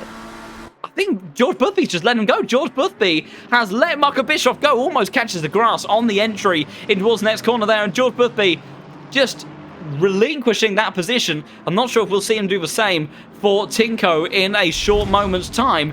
But that's very curious. Niels Narks comes into the pits. We're also trying to have a look at Stewart's inquiries. And I can tell you, there is a big penalty for this man. He hasn't come in for a pit stop. He has a drive-through penalty for that 3-wide incident at the chicane. So that is the penalty for the man that moved his way up in towards that top 10 in the early phase of the race. Niels Narks being hit hard by the stewards there. And there could also be some other penalties on the way from other drivers as well. So I have to see how it all plays out from here. Meanwhile, I can tell you that other cars in the pits for their stops, I do believe, although Leo's the last, looked like he was kind of jumping into his box there, as Lois Rainier in the pits as well. And we'll have to see what plays out for these guys in a moment once they start to emerge their way out of the pits. But it is also a 5-second penalty for the number 7 car, and that is Jacob Osterman. So the contact with George Boothby has now got Jacob Osterman a penalty. Oh my goodness, the way that this is going to play into a championship, I can't do maths with these guys at the best of times, let alone when we've got cars chopping and changing positions, penalties being served in the pits, penalties being served after the race. Osterman's also going to have to serve his 5-second penalty in the pits. That'll promote the likes of Menard, Bischoff, Tinko van der Velde potentially, and that contact with George Boothby may have just cost Osterman a chance at P2 in the championship. Unbelievable stuff in this one, and he comes into the pits now, so he's going to serve that stop nice and early. He'll serve that 5 seconds before they look to do anything to his car. And then he will come out on fresher tyres relative to a lot of those around, and he'll be relying on trying to use that undercut to maintain track position to those around, and then see if he can just hold onto it to the end of the race. Meanwhile, Luke Anderson coming into the pits as well. Anyone else in the pits? We have another car back into Campo has come in. Meanwhile, Michael Moning is scrapping away with Thomas Morant, has not let go of the rear of that McLaren. But through turn 1 in towards turn 2, that Honda very quick on the climb up the hill will go on board in this bright yellow Honda. You can't miss it in the field as they head up towards the chicane as we approach the halfway mark of this round. But it looks like that's McLaren of Thomas Morant looking very handy in a straight line, and the Honda just unable to do anything about that car up there. Meanwhile, talking about cars up there, Darren McCormack, happy days for the driver. Had a bit of a wonky time last week at Monza, leading in that number 29 car by 2.7 seconds. And after Aidan Walsingham gets his penalty, he will end up having equivalent to more about a 10-second lead over anyone else in this field. So a very comfortable place for the Lamborghini car right now. But Watkins Glen, as we have seen so far in this race, can throw all sorts of drama at any moment. And that chicane, just get it wrong once, a small lapse of judgment, and that can completely turn your race on its head. So he still has to remain very, very attentive to how he drives. But to put his pace into perspective, he is still lapping in the 44s and is faster than almost the entire grid, because this man, Philip Menard, who has just come into the pits, was doing mid-sixes over the last few laps. Very, very solid pace at the end stint for this Ferrari, and now coming into the pit lane, trying to cover off that undercut from Jacob Osterman, who of course will also have had that 5-second time penalty, as well as Niels Knox, but not for the first time, trying to send it down the inside of the chicane. I thought we were going to have disaster 2.0 through there, but he just about manages to pull it up before they get into the apex, as he charges on trying to recover his way through the order. Of course, remember, he still has a pit stop to serve on top of that. And right now he's actually, I think, got the likes of Aidan Walsingham coming up behind him in that Veloce Lamborghini. But cars coming into the pits, and Jacob Osterman making his way through turn 10 now. And Philip Menard on his way. And I think, will he maintain position? It's going to be... or will he take the position, excuse me, away from Jacob Osterman? I think he's going to, because that 5-second penalty that Osterman has to serve from that contact with George Boothby has cost the McLaren driver, and the Ferrari or Philip Menard, who's kept himself out of trouble and has demonstrated fantastic pace so far in this race, is now in effective P2 of this race and has a good margin to Jacob Osterman behind. Meanwhile, checking in towards our leading drivers as Tinko van der Velde still scrapping away with Marco Bischoff. Aidan Walsingham now comes into the pit lanes. We'll keep an eye on where he filters out. He'll be serving a penalty as well. Oh my goodness, that was scary. Marco Bischoff slowing up on the apex as he gets the car tucked into the pit lane. And Tinko van der Velde will lock square on the back of the Lamborghini driver, but thankfully no contact nor that. Tommy Rozier and Alberto Garcia making their way down towards turn 1. Could see a bit of a drag race between those two in just a second. The McLaren, as we know, has been very fast so far. Also, Luke Whitehead into the pit, so he's pitting just before the halfway mark, and he's pitting around the same time. Max Florence, of course, wasn't too far ahead of him. He's come into the pits at the same time. So, tyre advantage is going to be fairly equal between those cars, and we'll see if that is enough for Luke Whitehead to continue his charge up through the order in the second phase of this race. But as it stands, you'd think that there would be enough, as that's Niels Nyox getting out the way, I do believe, of these cars. He is, as he lets Garcia and Rozier make their way through and continue their battle for what is right now on track P4. But all of those drivers coming into the pits. Aidan Walsingham dropping the wheels down, gets himself back underway as I saw another one of the ITB racing cars in there. I have a feeling that may be Lewis Rotors in the pits from the instant earlier. Luke Whitehead still waiting to go, but Jacob Osterman well clear of Aidan Walsingham. So confirmation there, Aidan Walsingham has lost positions both to Philip Manar and Osterman there, and Marco Bischoff has slotted ahead of Jacob Osterman as well. So currently your effective running order after McCormack stops, and he has just come into the pit lane, is McCormack, followed by Menard, followed by Bischoff. Tinko van der Velde will be P4, Osterman P5, and Walsingham P6, I do believe. And we'll have to keep an eye on where George Boothby emerges once he goes into pits as well. Garcia and Razier, their squabble temporarily goes on hold as they come into the pits as well, as the strategies all start to make their way into effect. We'll stay with these two for now. Marco Bischoff trying to charge his way towards the back of that 296 position. We'll have a bit of a mid-race summary once everyone has done their stops to see who has been the biggest benefactors in this one so far, because it has been a topsy-turvy race to say the very least. As coming in towards the final sector, McCormack, I think, is going to be clear away at the front of the field. He should be dropping the wheels of those Lamborghini to the tarmac in just a moment, as he does just that. As you can see Thomas Morant coming into the pit lane as well. Philip Manar just rounding through the final corner. Marco Bischoff, look at the margins. These guys, it's an hour-and-a-half long race, and they are leaving nothing between their car and the wall. But Darren McCormack sets himself off, and he is already up into turn 3 by the time that the next two cars make their way towards the first couple of corners. So that just shows the margin that he has been able to extend, and he really has benefited from the chaos. He had that fantastic sequence called, don't forget, Jack Alexander was leading this race, and whilst he was fighting away with Aidan Walsingham and Dara in that scrap, as Antonio Fideli, I think, having a bit of a scrap away with Max Florence after the pit stops.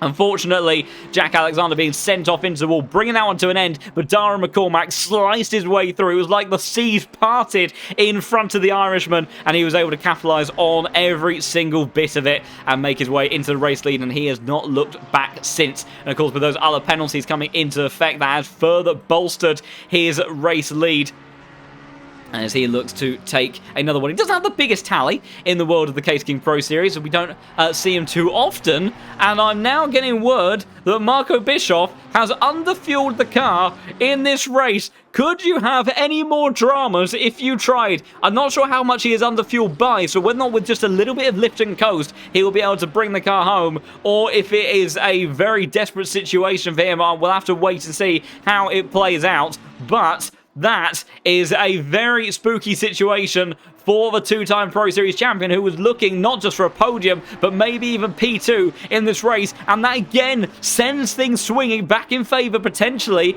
of Jacob Osterman, because we are awaiting to see where this man emerges. George Boothby and Tinko van der Velde have come into the pits. Tinko van der Velde will be underway in just a moment. He is. There's Philip Manar going through. There is the likes of Bischoff, Osterman, and Tinko is about to emerge just ahead of Jacob Osterman. It's going to be very fine margins between the two of them, but I think the BMW, we know how good the straight line speed is in that car. Of course, it will be a bit tricky because the tyres will be up to temperature on board the McLaren a little bit better, but I think Tinko van der Velde, at least for now, may have a hold position. I'm not sure about Tommy Razier, though, because Tommy Razier being put under pressure from Aidan Walsingham down towards the chicane. They go the Lamborghini driver up the inside, trying to recover from that penalty that he was issued from earlier in this race for the instant at this very sequence, and he makes his way up into P8, and Tinko van der Velde indeed has held on to position for the time being.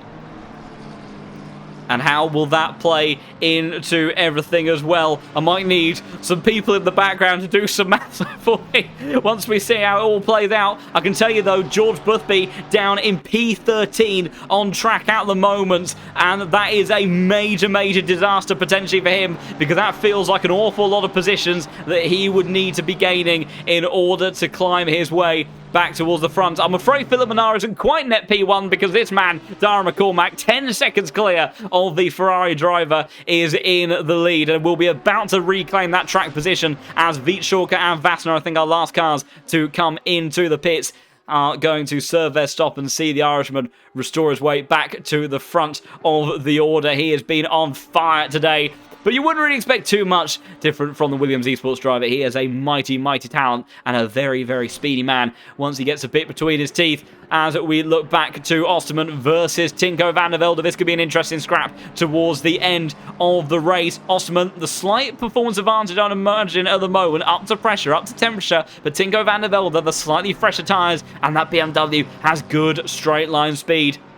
And keep in mind, these two are in a little scrap of their own in terms of a championship. Tinko van der Velde, the direct rival behind Jacob Osterman for P3 in the championship. So he's looking to try to get one over the ITB racing car if he can.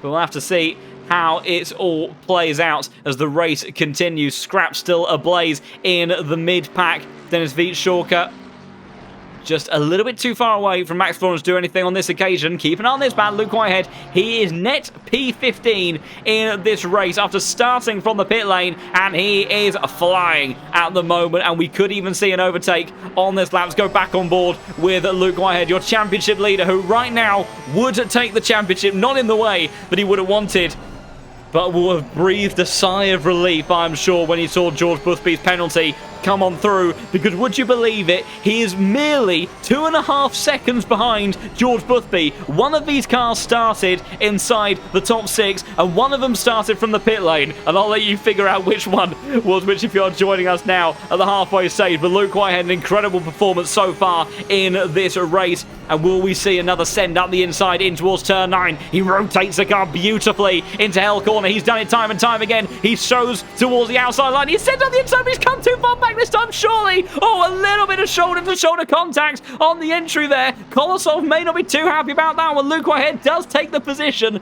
but will we start to see if there is a steward's inquiry for Luke Whitehead there to drop him down the order? And though, to the answer to the question, unfortunately, Luke Whitehead, he started P13, his worst qualifying of the season, but screen freezes right before the race was set to go underway, forced him to start from the pit lane, and unfortunately meant that he started well at the back, and he has just been on an absolute charge through the field ever since then. He has taken a position with another robust move, but that's probably the most questionable that we've seen so far from the Veloce car. Whether the stewards have anything to say about that, if they may just dish out a warning, we'll have to wait and see. But he may have bigger trouble for the time being, because Aston Martin is fast in a straight line, and Kolosov is not going to be giving this one up easily at all. Down the inside line he goes, and the Aston Martin reclaims a position in half a lap, but goes a little bit wide and over and under, back in towards the right hand, and tries to on the inside. Oh my goodness, I thought there was going to be contact there between the number 4 and the number 16 car, but they just about managed to keep it together. Luke Whitehead still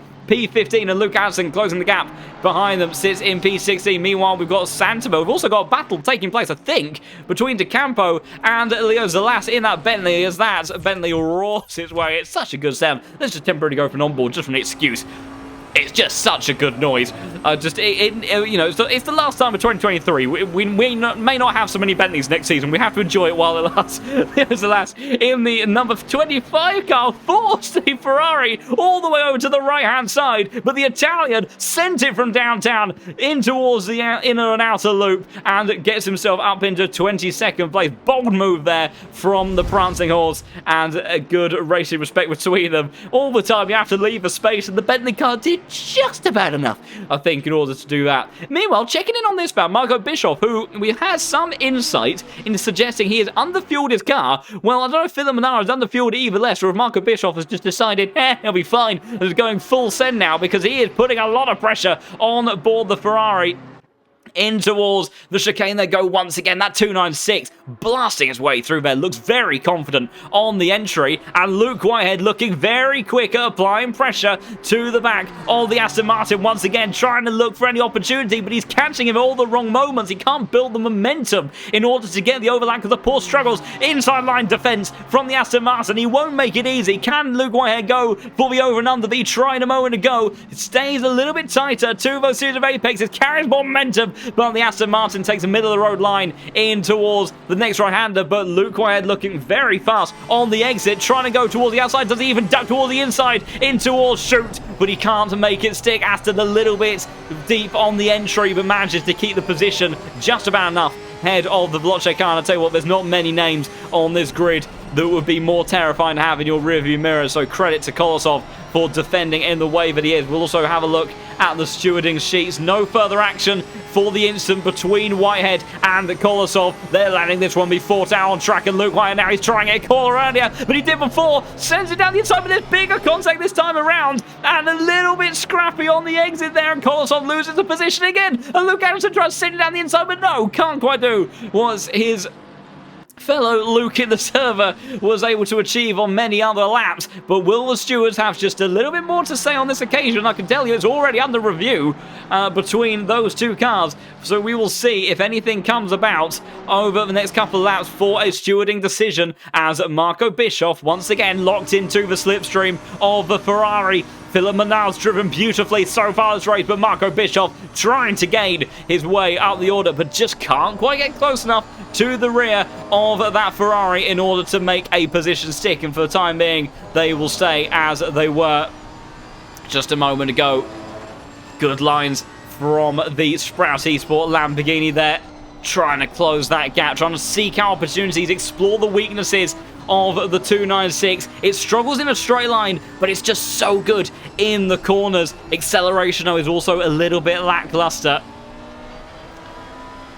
And that Lamborghini, if he can get alongside on the exit of a corner, even with a relatively short straight, I would have to expect that car to eke out the advantage. But you can see, even in the slow speed stuff, Philip Manar has got that Ferrari set up wonderfully. It's just doing what he needs it to do. It's a car that really, it gives you so much confidence in order to, really push it. It's a bit like the Aston Martin in that regard. It rewards the fact that it's so easy to drive. It allows you to really push yourself to the edge of that envelope for performance. Pit lane now has closed for the rest of this race, but all drivers have now served their pit stop in all of that. So this is obviously, of course, continuing their fight to the end. McCormack leads by 12 seconds ahead of Philip Manar, with Marco Bischoff in P3 at the moment. Tico van der Velde P4, Jacob Osterman in P5, and George Boothby locked into a fight of his own as it stands right now, with Antonio Fedeli and Dennis Wietschorker in the two cars ahead of him. Where he's sitting right now, though, would not improve his position in the championship in terms of increasing his points tally. For those who may be unfamiliar with that system, as I need to check in on this, man, Marco Bischoff glued to the rear again of Philip Manar, but I don't think able to do anything about the Ferrari that sits in front of me. I have to wait for another opportunity. Each of these drivers, have 2 drop scores apiece. A 12-round championship, but their 2 worst rounds, whether they are dropped because of not showing, as George Boothby making a position over the Ferrari down the inside in towards the inner loop, and gets that one done nice and easily. And I'm sure we'll be looking to make his way past Dennis Wietschorker, who's 13 positions up. So Sasha Vassner as well, that sits in P9. Great stuff from those guys to benefit from some of the chaos in this race and move their way up through the field. That this result as it stands would not increase his overall points tally. This would not feature in one of his 10 best race results of the season. That being the case, he will stay on the amount of points that he has in his championship right now, which is spot on 13,000. Jacob Osterman, on the other hand, has a worse result of 848 points, which is, I think, around kind of towards the tail end of the top 10 mark. Now, considering that he also has a 0 score for round number 9 of the season, if he can look to improve on that points total by around 500 points, then he would leapfrog George Boothby in the championship. Now, I do need to do a little bit of tracking of what the points are for each position, or if someone can do a little bit of scrabbling for that in the background, it would be much appreciated. I must admit, meanwhile, because I have to catch this guy, because Michael Moaning, we know he has support in the chat, but right now he's scrapping away with the Bentley of Leo Zalas. Barely any room given on the exit of turn 9, but the Bentley just about manages to keep the bright yellow Honda behind, and immediately the support for the American comes on through turn 11. They go. The Honda versus Bentley. We'll have keep an eye on the drag race out the back straight for that one. Marco Bischoff has once again not been able to do anything about Philip Manar up ahead of him, but meanwhile George Boothby makes his way up into P11, dispatches of Dennis Wietschorker in that McLaren, and now is 2.5 seconds adrift of Max Florence, the next. Oh dear! Antonio Fedeli, the Italian, in the the Ferrari mistake on the second part of the chicane. Hopefully he rejoins okay. Everyone flying on through. Jan Drexler, Santama come through. Cody Sherritt will be closing in as well, and I think could even dispatch off his car. Sends one down the inside of Shoot Corner. The Genesis Esports car makes his way through, and unfortunately Antonio Fedeli goes from running in P13 down towards P19 in the field. We're trying to catch what happened there. Oh, unfortunately, I think we've just caught the tail end of it. Got a little bit squirrely on the exit of the curb. I think maybe just a slightly wonky line through there. The Ferrari not dealing with those bumps very well, and unfortunately upsetting the car enough so that then all those cars went on through, not to say the least. This man, Cody Sherritt, has a slightly more busy time in trying to do it, but sends down the inside of Shoot Corner, moves his way up into P18. But they will continue to scrap away, I am sure. George Boothby then currently has made his way up to P11. We'll see what his pace is as he crosses the line. Cars ahead, 44.4 for Max Verstappen, 44.2 for George Boothby. So a bit of work to be done from the McLaren driver if he wants to make his way back in towards the top 10. But it's going to be very tricky to see how it plays out amongst those cars, because Jacob Osterman right now not in an ideal position either, as Alberto Garcia and Tommy Rozier side by side. Oh my goodness, I thought that was going to be another hair-raising moment through the chicane, but Alberto Garcia just about holding off the aggression from the Frenchman. Tommy Rozier trying to make his way up into P7, but could not quite make it stick. But I can also tell you the other concern for Jacob Osterman right now is this man, Aidan Walsingham, the man that was in P2 and not too far adrift from the lead Lamborghini of Dara McCormack, and he is moving very quickly at the moment. 44.2, and Jacob Osterman a 44.7 on the last lap, and his pace is not looking too much better on this one either. And we could see in the final 30 minutes another position dropped from the ITB racing car, and P6, I'm not necessarily sure that that's going to be enough to improve his points total, because bear in mind, he would need to be getting around 1,350 points, which is basically top 3 star territory. I think I saw someone mention earlier on that Jacob Osterman needs P3 in this race in order to do that. Right now, he sits in P5, and Walsingham may be about to even drop it a bit further down the order. So Kylo, my saviour of this season, who has done many a wonderful fact check. I think some extra thank yous have to go to Kylo as well, who's been absolutely wonderful in the series. So if Boothby is P5 or better, or Osterman is P4 or worse, then Boothby will clinch the championship for P2 in the standings. So on that basis, as it stands, Osterman in that P5 spot, possibly even looking to be P6, could find himself in a bit of hot water, because he's also got Tinko van der Velde, who only sits 200 points behind him. Tinko would be looking to improve on his position potentially as well. It'd be pretty close, but I don't know if it'd be enough to upset that threshold, because with Osterman getting that, whatever position he finishes in on this one, I think we'll be looking to improve his total enough for Tinko to not really be able to challenge him in the end. So I think, as it stands right now, your championship would head towards Luke Whitehead, with George Boothby maintaining P2 in the standings and Jacob Osterman finishing in P3. But we'll see whether or not the final 28.5 minutes of Season 12 has anything more to offer, because the drama that this one has put on, as it's continuing again. Leo Zalas has gone around in the chicane, and I think Michael Moaning, whether or not there was some contact involving the bright yellow Honda, we'll have to wait and see. These two were going toe-to-toe. Up the hill they go. The Honda was applying the pressure, and they will go on board with him.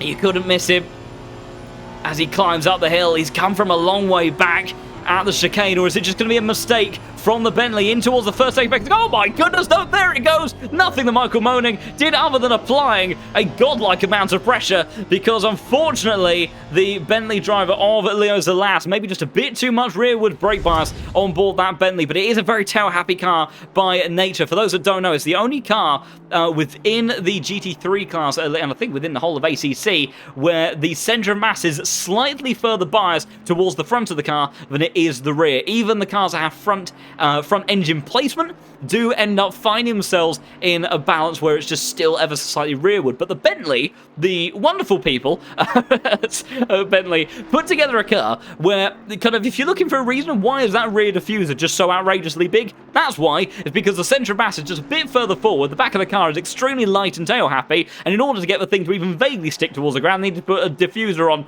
that would kind of, I think, make the likes of Adrian Newey, of course, very successful designer and the most successful designer in Formula 1 history, very, very happy with what's at the back of this car. But unfortunately, on this occasion, it rotated the car just a tad too much for Leo and dropped him down the order. For the first time in this race, we actually have some level of separation. No, I don't. No, we don't. We have a lie, is what we have, because Luke Hansen still applying pressure to the back of Kolosov for the battle for P14, as just under half a second between the Ferrari and the Aston Martin, as they look to continue this scrap to the end of the race. And they've also got the likes of Jan Drexler in the scrap for the Abasantima as well, and the McLaren yellow flag again for Leo Zalas. Oh my goodness, he's found himself around again at almost the same part of the circuit. Had a wonderful little burnout that gives us some V8 pleasure, but unfortunately for him, not what he would have wanted. We'll head for a replay, and unfortunately, I think this car just really suffering in the closing stages. Gets through the first apex, okay. Second one, not so much. Bounces away through the curves, over the grass, and I think what happened to Luke Anderson earlier just takes a bit too much aggression there, and even the big bad Boatley that absorbs all of the curves like you wouldn't believe, unfortunately just kangarooing its way across just a little bit too aggressively, and unfortunately making his way on to the grass. So unfortunately Leo Zalas still gaining 6 positions net in this race, but not the easiest a day so far, especially in the second phase of the race for him. Meanwhile, Luke Hansen and Vladislav Kolosov still battling away for P14, and the fight for P2 in this race is still ongoing, and there is a man that is creeping his way up the order and just starting to make, I imagine, Jacob Osterman a little bit nervous about that P2 spot, P3 spot in the championship standings, because Aidan Walsingham still closing the gap down to Osterman. Could see a fight between those two for P5 at the closing stages of the race. Marco Bischoff scrapping away with Philip Menard, and Tinko van der Velde 2 to 4 tenths of a second faster than the two cars that he has ahead of him. Also, he, I believe, is on the freshest tyres of the bunch, and there seemed to be some suggestion that Marco Bischoff was in a bit of a fuel-saving mode. I'm not sure, maybe with the slipstream that he's been getting off Philip for the second stint in the race, he might have been able to sort that out, so he may be able to still go full aggression towards the end of this one. But he is potentially going to have the reigning champion applying a great deal of pressure to the rear diffuser of his Lamborghini in the near future, as is George Boothby, who has now closed up the gap to Max Florence in the Mercedes. Goes a little bit wide on the exit of turn 11. The British driver trying to make his way back in towards the top 10. Has not been an ideal day for him so far, but I believe right now he is at least consolidating enough for P2 in the championship standings, which would still be a fantastic result for the winningest driver on the platform. But I imagine he would, of course, wanted to come away with a bit more than that. George Boothby, oh, I thought there was going to be contact there through turn 3, but he's just trying to time his run as he works his way up into the slipstream of that Mercedes, but it's a fast car in a straight line. Max Florence actually indicating over to the left-hand side of the circuit, and the McLaren makes his way up into that 10th place spot. So Max Florence rather gifting that spot to the Veloce car. And so we see things continue on from here, as Carlo confirming there that Osterman, definitely improving his place in the championship, as he will be gaining a lot of points on the back of this one. It would really have to go, I think, a little bit wrong in the closing stages, but Tinko van der Velde is at least keeping that that side of things up in the air somewhat, because with Aidan Walsingham closing the gap to Jacob Osterman, and Tinko bringing the gap down to just 3 tenths between himself and Marco Bischoff, and the same gap to that Ferrari that leads this little group 16 seconds adrift of Dara McCormack, who I must mention has done a 43.5 as the fastest lap of this race. That is 6 tenths of a second clear of the 3 cars that you see battling away right now, whilst of course these guys have had a bit of busier time in the second stint of the race. Very much it just goes to show the pace that McCormack has been delivering so far from the very start, and especially once he got into the lead, he was looking mightily quick. I would have loved to have seen what Jack Alexander could have done in that Ferrari, because he was looking very quick. But I'll tell you what, this is about to get extremely busy, because Philip Mannar having to defend the inside line, and here comes Tinko van der Velde down the inside of Marco Bischoff. He can't quite go side by side, but can he go for an over and under? He's on the outside line now, around the outside, in towards the outer loop they go. Philip Mannar for the first time breathes as he had a 1.2 second gap immediately cleared for him, and now Marco Bischoff in a little bit of hot water, because he won't have that same toe effect as he once had from the Ferrari, and the BMW we know is mightily fast in a straight line. That is a car that can move its way up through the order, and Tinko van der Velde is certainly a driver that can do just that as well. We've also got scraps as well for P14, Kolosov, Anderson, Drexler scrapping away very close between the Ferrari and Aston Martin, almost having to get on the brakes mid-corner. There was the South African look towards the outside line, in towards shoot corner. You thought this race might have been over and done with fraction. It's only just begun, because with 20 minutes left on the clock, the Aston and the Ferrari scrapping away, and Drexler, as I could hear the BMW roaring in my left ear, trying to go around the outside, in towards toe corner. The inside line defended by the Ferrari, and the cameras in favour of that one. Emma Santama getting involved in this one as well, and the four-way scrap all of a sudden kicks off for P14. Kolosov a little bit of breathing space to the Ferrari behind. Drexler defending from Santama, who's sending it around the outside. Can he maintain the overlap in towards turn 9? We've seen Luke Whitehead send it up the inside a number of occasions here, but Santama will not be following inspiration from the Veloce car that sits in P13 of this race. And flying up in towards turn 10, the McLaren should be pretty fast through this part of the lap, but not quite close enough. I tell you what, someone that is suddenly a lot closer than he's been before, Aidan Walsingham. Oh my goodness, that looked like a bit of a spooky overlap for a second between the front splitter and rear diffuser of the Lamborghini and the McLaren side by side. The ITV racing car defending the inside from Aidan Walsingham in that Veloce Lamborghini, trying to go around the outside, but he can't make it stick, and he'll have to play a bit more of a long game with this one. Think through the fight more clearly. Meanwhile, Tommy Rozier and Sasha Vasta scrapping away. Mistake for Vastner over the curbs, and Tommy Rozier, the Frenchman, cementing that P8 in place for the time being. But Walsingham, who's been looking increasingly quick in the closing stages of this race, really starting to surmount an attack to the rear diffuser of Jacob Osterman's McLaren. But will he have enough? 20 minutes left to go, and definitely plenty of opportunities for overtakes to still take place. The fight for P2, whilst the gap between your race leader and P2 maybe 16.5 seconds at this stage, from there on less than 0.3 of a second separating your second, third, and then same gap between third and fourth in this one. And Walsingham versus Osterman just as close. Further down the order, Drexler, Santama, Addison scrapping away for P15 in this one. It just goes to show once again, not just the power of the BOP, not just the incredible talent of this field, but the incredible action that LFM is always putting on. This is the glorious aspect of this system, that it doesn't matter where you are in the field, you're almost always guaranteed to have close, hardcore racing, and this top split of drivers, some of the very best that you can find in the world of ACC. We'll keep an eye on each of these drag races again. Aidan Walsingham winding up the Lamborghini for a big run behind the McLaren, almost like he's winding back a punch. Marco Bischoff trying to do the same to Philip Mannar, but he can't get down the inside. Neither can Tinko van der Velde, but Aidan Walsingham applying pressure, almost goes down the inside. He does go down the inside. Almost a late call towards that line on the entry towards. Oh, a mistake! Tinko van der Velde's around! Tinko van der Velde's around! And that surely...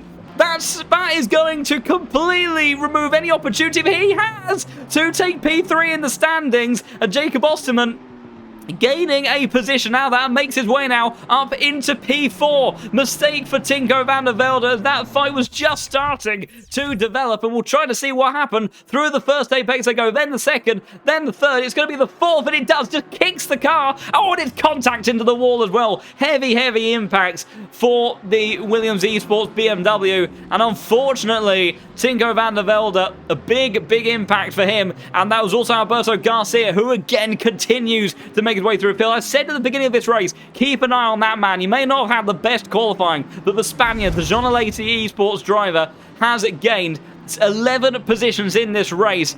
second most gained inside of the top 10, but a mighty drive so far in the Aston Martin. That wounded BMW of Tinko behind may well be about to drop some positions to the likes of Tommy Rozier, maybe even Sasha Vassner in the subsequent lap. 17 minutes left on the clock. He'll be kicking himself over that mistake, and not the way that he would have wanted to conclude this championship. Meanwhile, whilst Osterman may have gained a position out of that, he's still just as likely to be losing one to Aidan Walsingham in the near future. Bischoff applying the pressure to Philip Menard, but I just think he's a little bit too far away from the 296. It's a surprising amount of straight line speed from that Ferrari, and it's not enough for the Lamborghini to get there. Meanwhile, Aidan Walsingham trying as much as he can, gaining in the slipstream, but surely too far away on this occasion he is, but all the time putting pressure onto Osterman. We've seen Tinko van der Velde, the reigning champion, crack under pressure, just trying to get involved in the fight for the podium.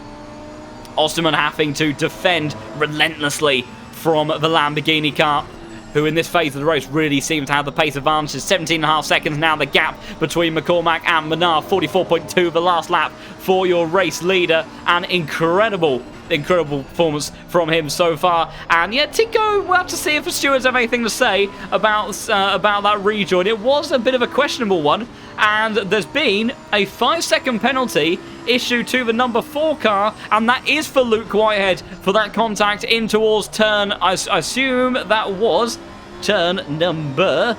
I can't find it. It wasn't into turn 9, was it? It was, I think, that was turn 8 when he then sent down the inside there. So Luke Whitehead, unfortunately, has received a 5-second time penalty because his day and campaign, really, was never really going to end up being a race that featured into his tally. So disappointment for him, but still a very respectable drive back through the field after starting from the pit lane. That penalty will only drop him down.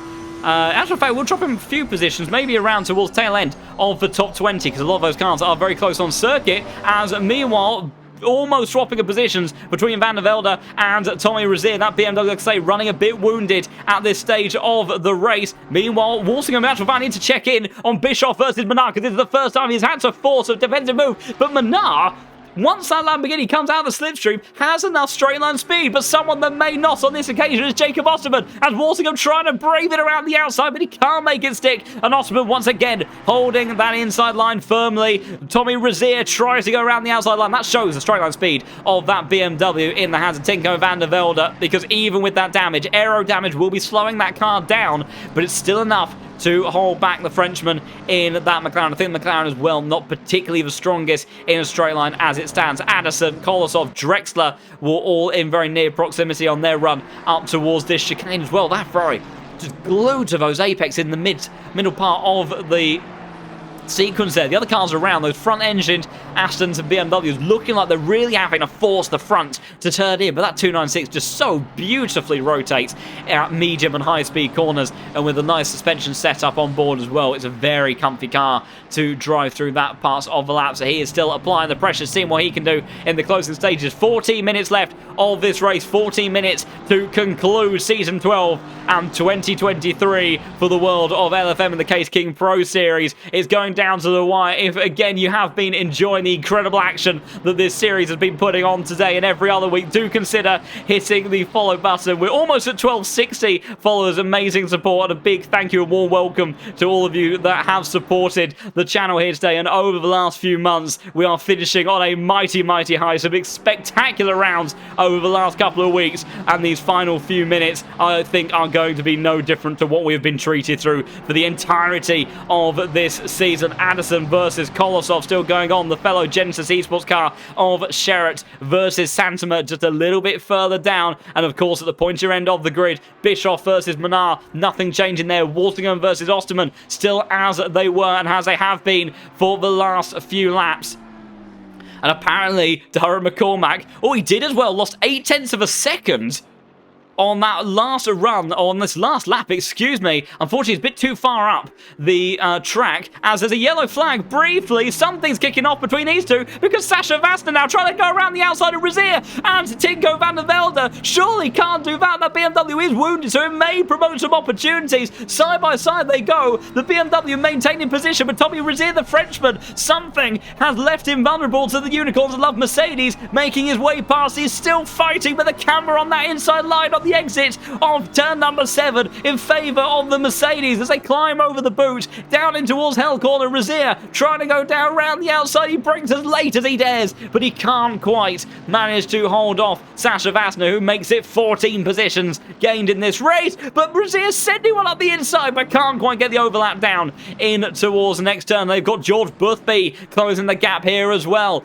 Don't rule him out. 12 minutes left to go. He is still looking, trying to climb his way up the order as much as he possibly can, but a tremendous race from some of these guys climbing their way up through the field. Luke Addison now still glued to the rear of Kolosov, so much so that he'd almost left himself vulnerable on the exit towards Jans Drexler, who files back into single file there as they will continue through the final sector. But my goodness, look how busy this train is getting. Luke Whitehead just in front of this one. That's why I'm saying the Luke Whitehead is going to drop a series of positions in all of this. Aidan Walsingham, the best run that he has had in the last couple of laps, trying to go around the outside again. Surely can't make it stick, and he can't. Osterman defends the inside line once more, but he knows the margins through here. McCormack almost potentially threw away one of the most dominant wins we've had in the Pro Series with a mistake through his final lap, and he's being cautious on this one as well. He's half a second down on his previous best, so he is not having the best couple of laps at this stage, but with an 18-second lead, he's got enough time to play with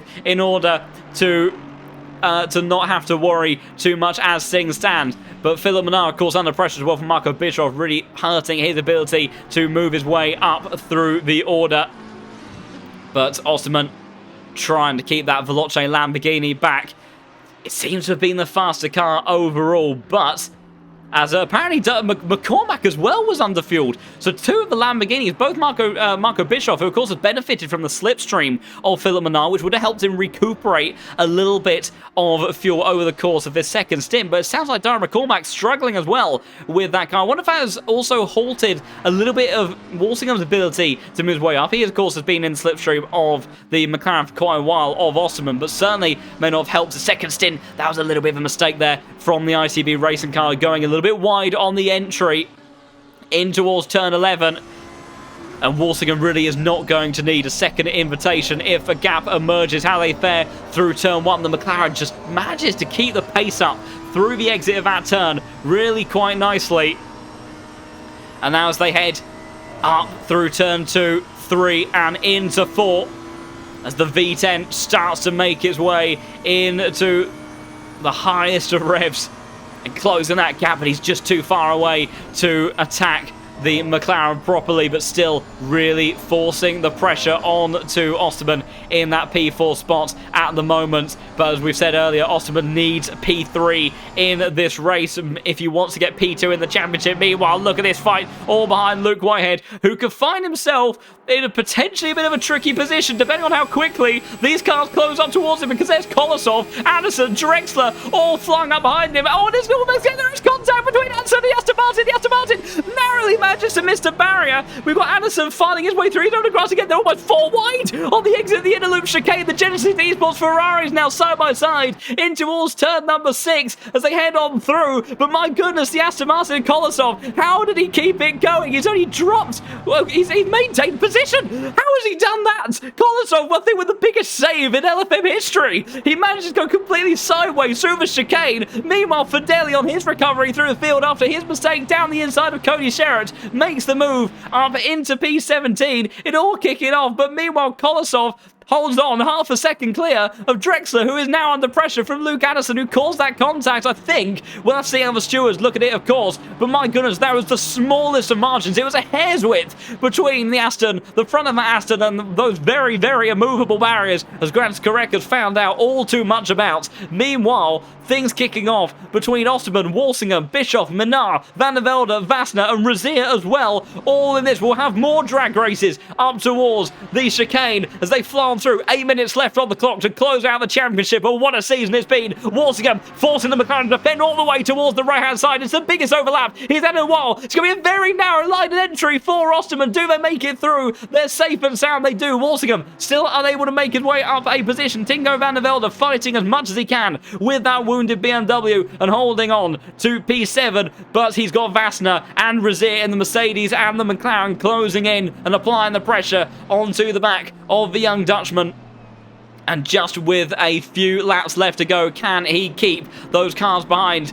And they've also got the likes, of course, of George Boothby, who is just lurking a little bit in the distance, trying to wait for an opportunity. Could come sooner rather than later. Almost down the inside was Sasha Vassner. Can't make it stick. Tommy Razier trying to chop and change his lines, search for an opportunity. As there's side-by-side action, Walsingham sent it around the outside of Jacob Osterman, and he's been forced off the circuit. Flashing up the lights there from the British driver. Will there be anything said by the steward? We could have these positions decided on penalties post-race. We'll have to check in with the stewards in just a moment, but it's been such chaos over the last few laps. It's tricky to keep an eye on. So far, only warnings dished out for a few cars, but other incidents are under investigation as it stands at the moment, as they're claiming their way in towards the final few laps. McCormack almost a 20-second lead, even with his couple of bits of troubles through that chicane on the last couple of laps. Menard in P2, Bischoff P3, Osterman and Walsingham scrapping away for P4, and then this fight, almost a four-way scrap now with George Boothby bringing up the rear in P10 as they squabble away for P7. Tinko van der Velde leads the train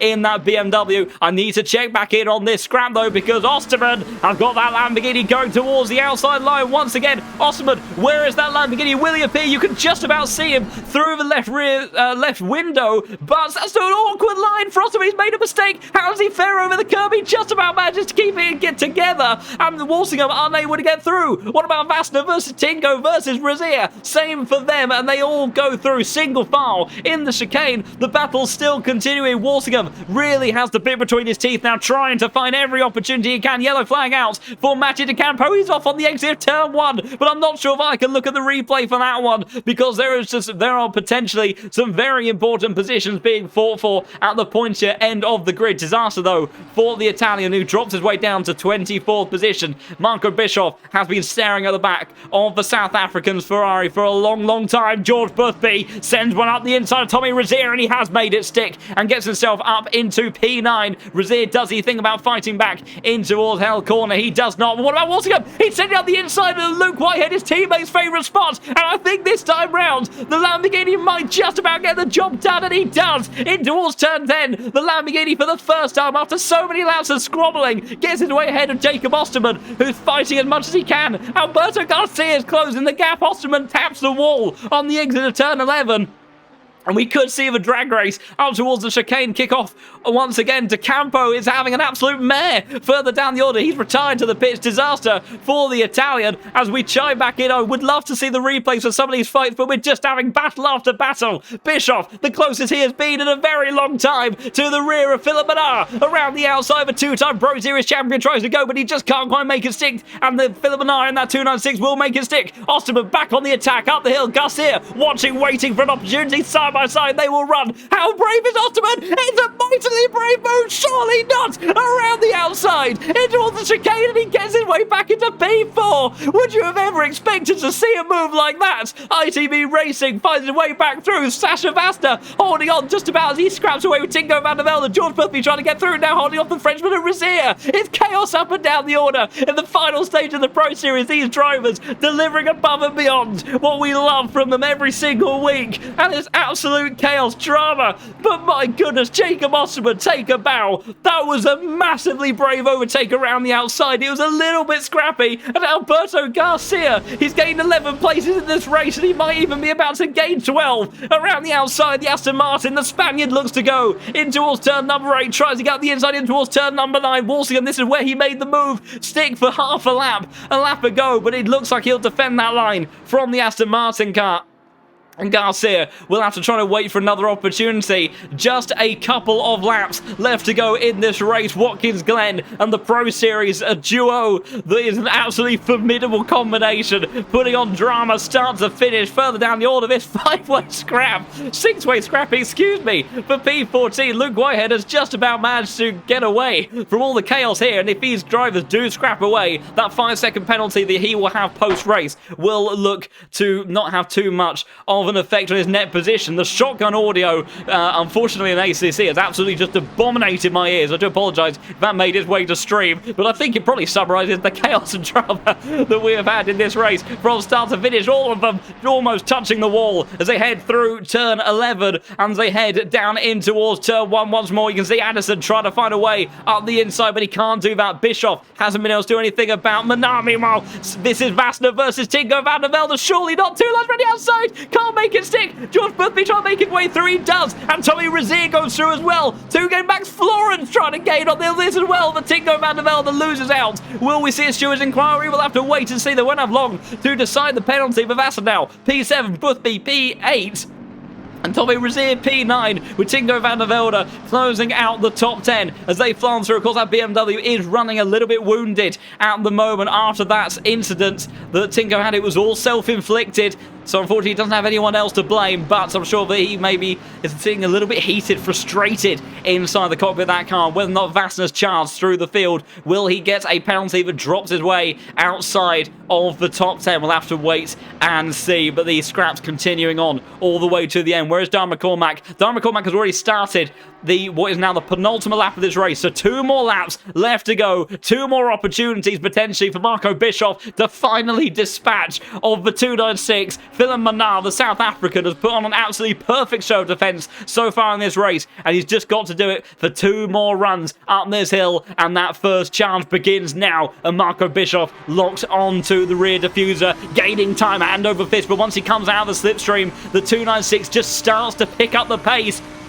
And this Sprouse Esports car doesn't have too much to fight with. The number 26, does he defend the inside line once again? He does. He hops and skips and jumps his way over the curve. Bischoff trying to go for the cutback, trying to go down the inside in towards the next right-hander, but he just can't manage to do it. Turn 5, very difficult to get down the inside there as they fly on through. Looks up the inside towards chute corner, trying to apply as much pressure as he can. White flag for Garcia. I think he's had a little bit of a slow moment through the chicane as that gap between himself and Watergan was opened up just a bit. And we'll just also have a bit of a gander towards the stewards' inquiries, and it looks like we've had a warning dished out for Tinko van der Velde, but nothing else. As of course, I think that warning being dished out only because the stewards have deemed him responsible, but he was also the car that suffered the most in that one, so no further action being taken on that front. Meanwhile, Darren McCormack just about to start his final lap of the race. 21.2 seconds is the margin of his race lead. But it is absolutely hair's width between a lot of the cars that are following him in this grid. Bischoff versus Manara, fight that's been going on for the entire second stint of this race. I need to keep an eye on this scrap down here as well. Kolosov, Drexler, Anderson, Fideli, Sherritt, Santama, all scrapping away. As you can see them snake their way over to the right-hand side of the circuit. That's Anderson trying to get towards the inside line. Drexler defending it. The 296 trying to go around the outside line. That's going to be very tricky to make stick. And he will defend that one, but he's got Fideli now, the Italian, trying to fight back on the exit, looking towards that outside line, in towards turn 9, but he can't make that one stick. How are our drivers faring at the pointier end of the grid? McCormack has made his way through the chicane one more time. Philip Menard, he's got a decent margin on this occasion to hold a position, and I don't think Marco Bischoff will be able to do anything down the inside towards the chicane. But what about these cars battling away for 7th, 10th place?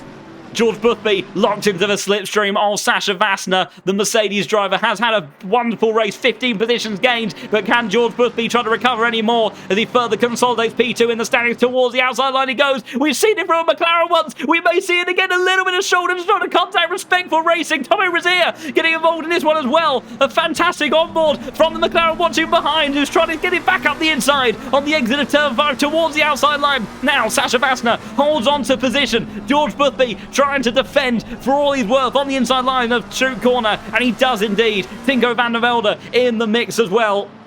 but he can't make a move stick. Meanwhile, it's been kicking off. Santamir into the grass. Cody Sherritt makes a move. Contact between them somehow in the chicane. Luke Anderson still applying the pressure. And Dara McCormack gets him alive before I can even round him out. Takes a dominant win here at Watkins Glen for the finale of Season 12 here in the Pro Season. It's been an absolutely tremendous drive from him. It's also been a tremendous drive from Philip Manar as he's defended from the two-time champion Marco Bischoff. He takes P2, Bischoff P3, Osserman P4 has had to fight out tooth and nail with Aidan Walsingham. He will stay P3 in the championship standings. Congratulations to him as well. Walsingham P5 after a bit of a tricky day. Alberto Garcia, a mighty drive from him, gaining 11 places. And Sasha Vasta does fend off this train towards the line. Contacts as Florence bonks it into the wall on the final lap of the race. George Boothby will cross the line for P2. But your championship winner, he's had a very difficult last couple of races. His worst races of the season. But the opening 10 was spectacular. They were beautiful. And Luke Whitehead joins the greats of the Pro Series as a two-time champion here in Season 12. Mighty stuff from him and the British driver. Kolosov holds on the P14 ahead of Drexler. Anderson takes P16 with these drivers all having scrapped away to the very end. Cody Sherritt's wrapping up in P18 as yellow flags out for someone further down the order. It's Lois Rainier that's bringing out some of the flags and as they all make their way towards the line, the Pro Series in Season 12 comes to an end. Luke Whitehead is your champion. And what a deserving champion he is indeed. It's not the race that he would have wanted today. It was looking pretty compromised and spooky at the very start because with that P13 grid spot, it was always going to be a bit of a tricky one in order for him to fight it out amongst George Boothby, but with the way that things played out in the end, it still was enough from the young British driver. Hopefully, we can have him in for an interview and speak to our champion as well as hopefully the likes of Osserman and George Boothby, our third and second place finishers. But before we bring in those that have taken the championship down to the wire, we do have Dara McCormack who has popped in for an interview as well, so we will have a chat to our race winner that delivered the perfect one today. Dara McCormack making his way back over to the wonderful world of ACC after a bit of time away other points in the year, and a dominant victory from you to wrap up the season. The seas passed in front of you at the chicane and you never looked back after that. How are you feeling after that one?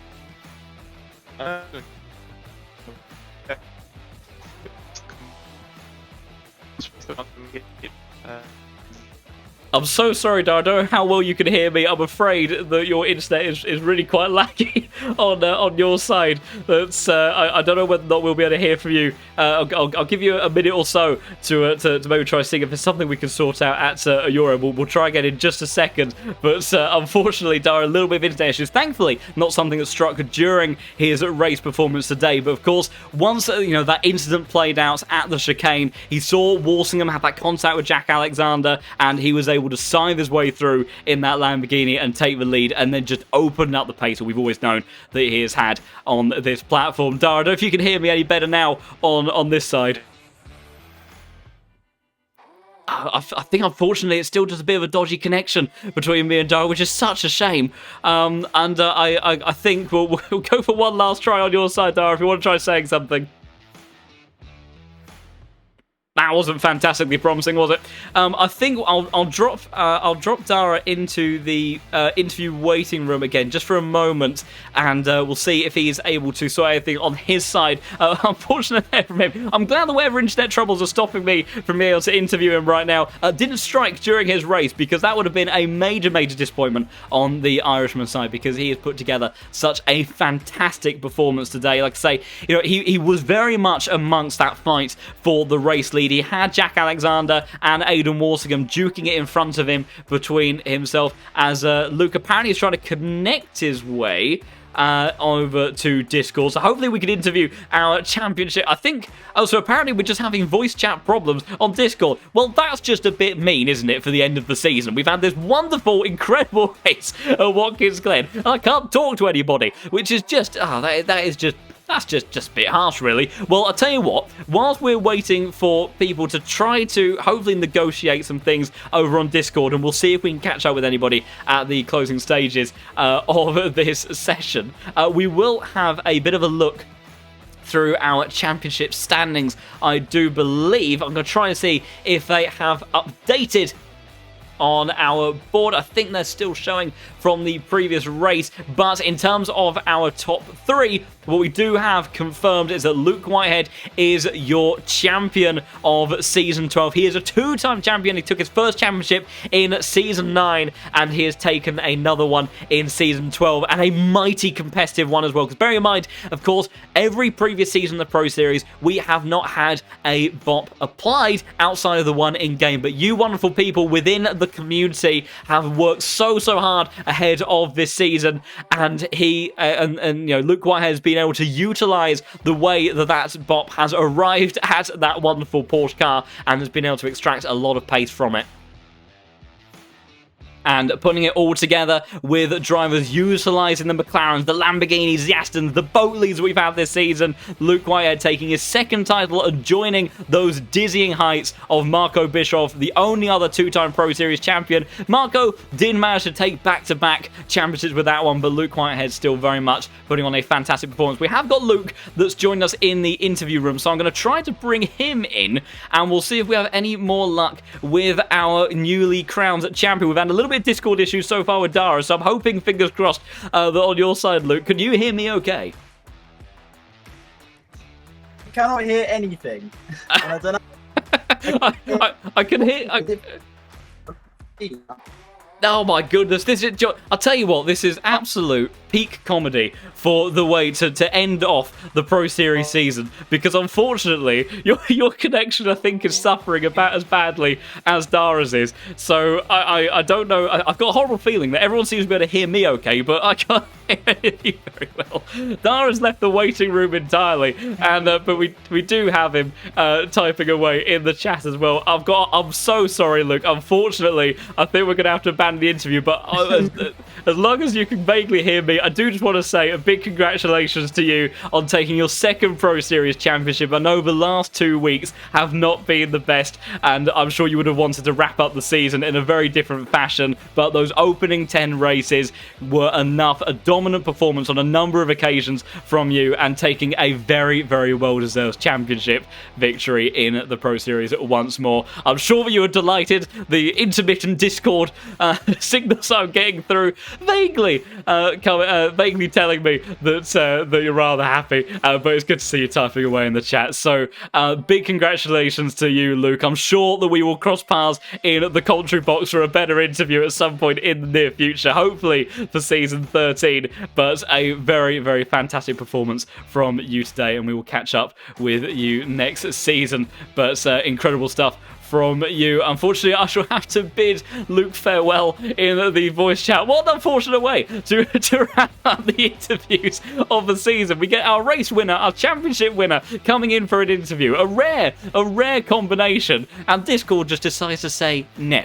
So unfortunately, we won't be able to talk to any of our drivers from today, but wonderful to be able to congratulate Luke on taking that 2nd victory in the Pro Series Championship, and of course a big congratulations to our top 3 finishers. I'm just trying to check in and see if our official championship standings have come on through, and if we can look to wrap up this one in style. I don't think that these ones have updated. They haven't, unfortunately. But from at least what I understand, that Luke Whitehead, of course, your champion from Season 12. George Boothby consolidating P2 in the end, with Jacob Osterman unable to make his way on to the podium, and the ITB Racing driver finishing P3 in the standings. So, and each of those drivers taking away with them some very fantastic prizes as well, and they will be looking forward to making use of those, I have no doubt. So a big congratulations to our top 3 from the series. Unfortunately,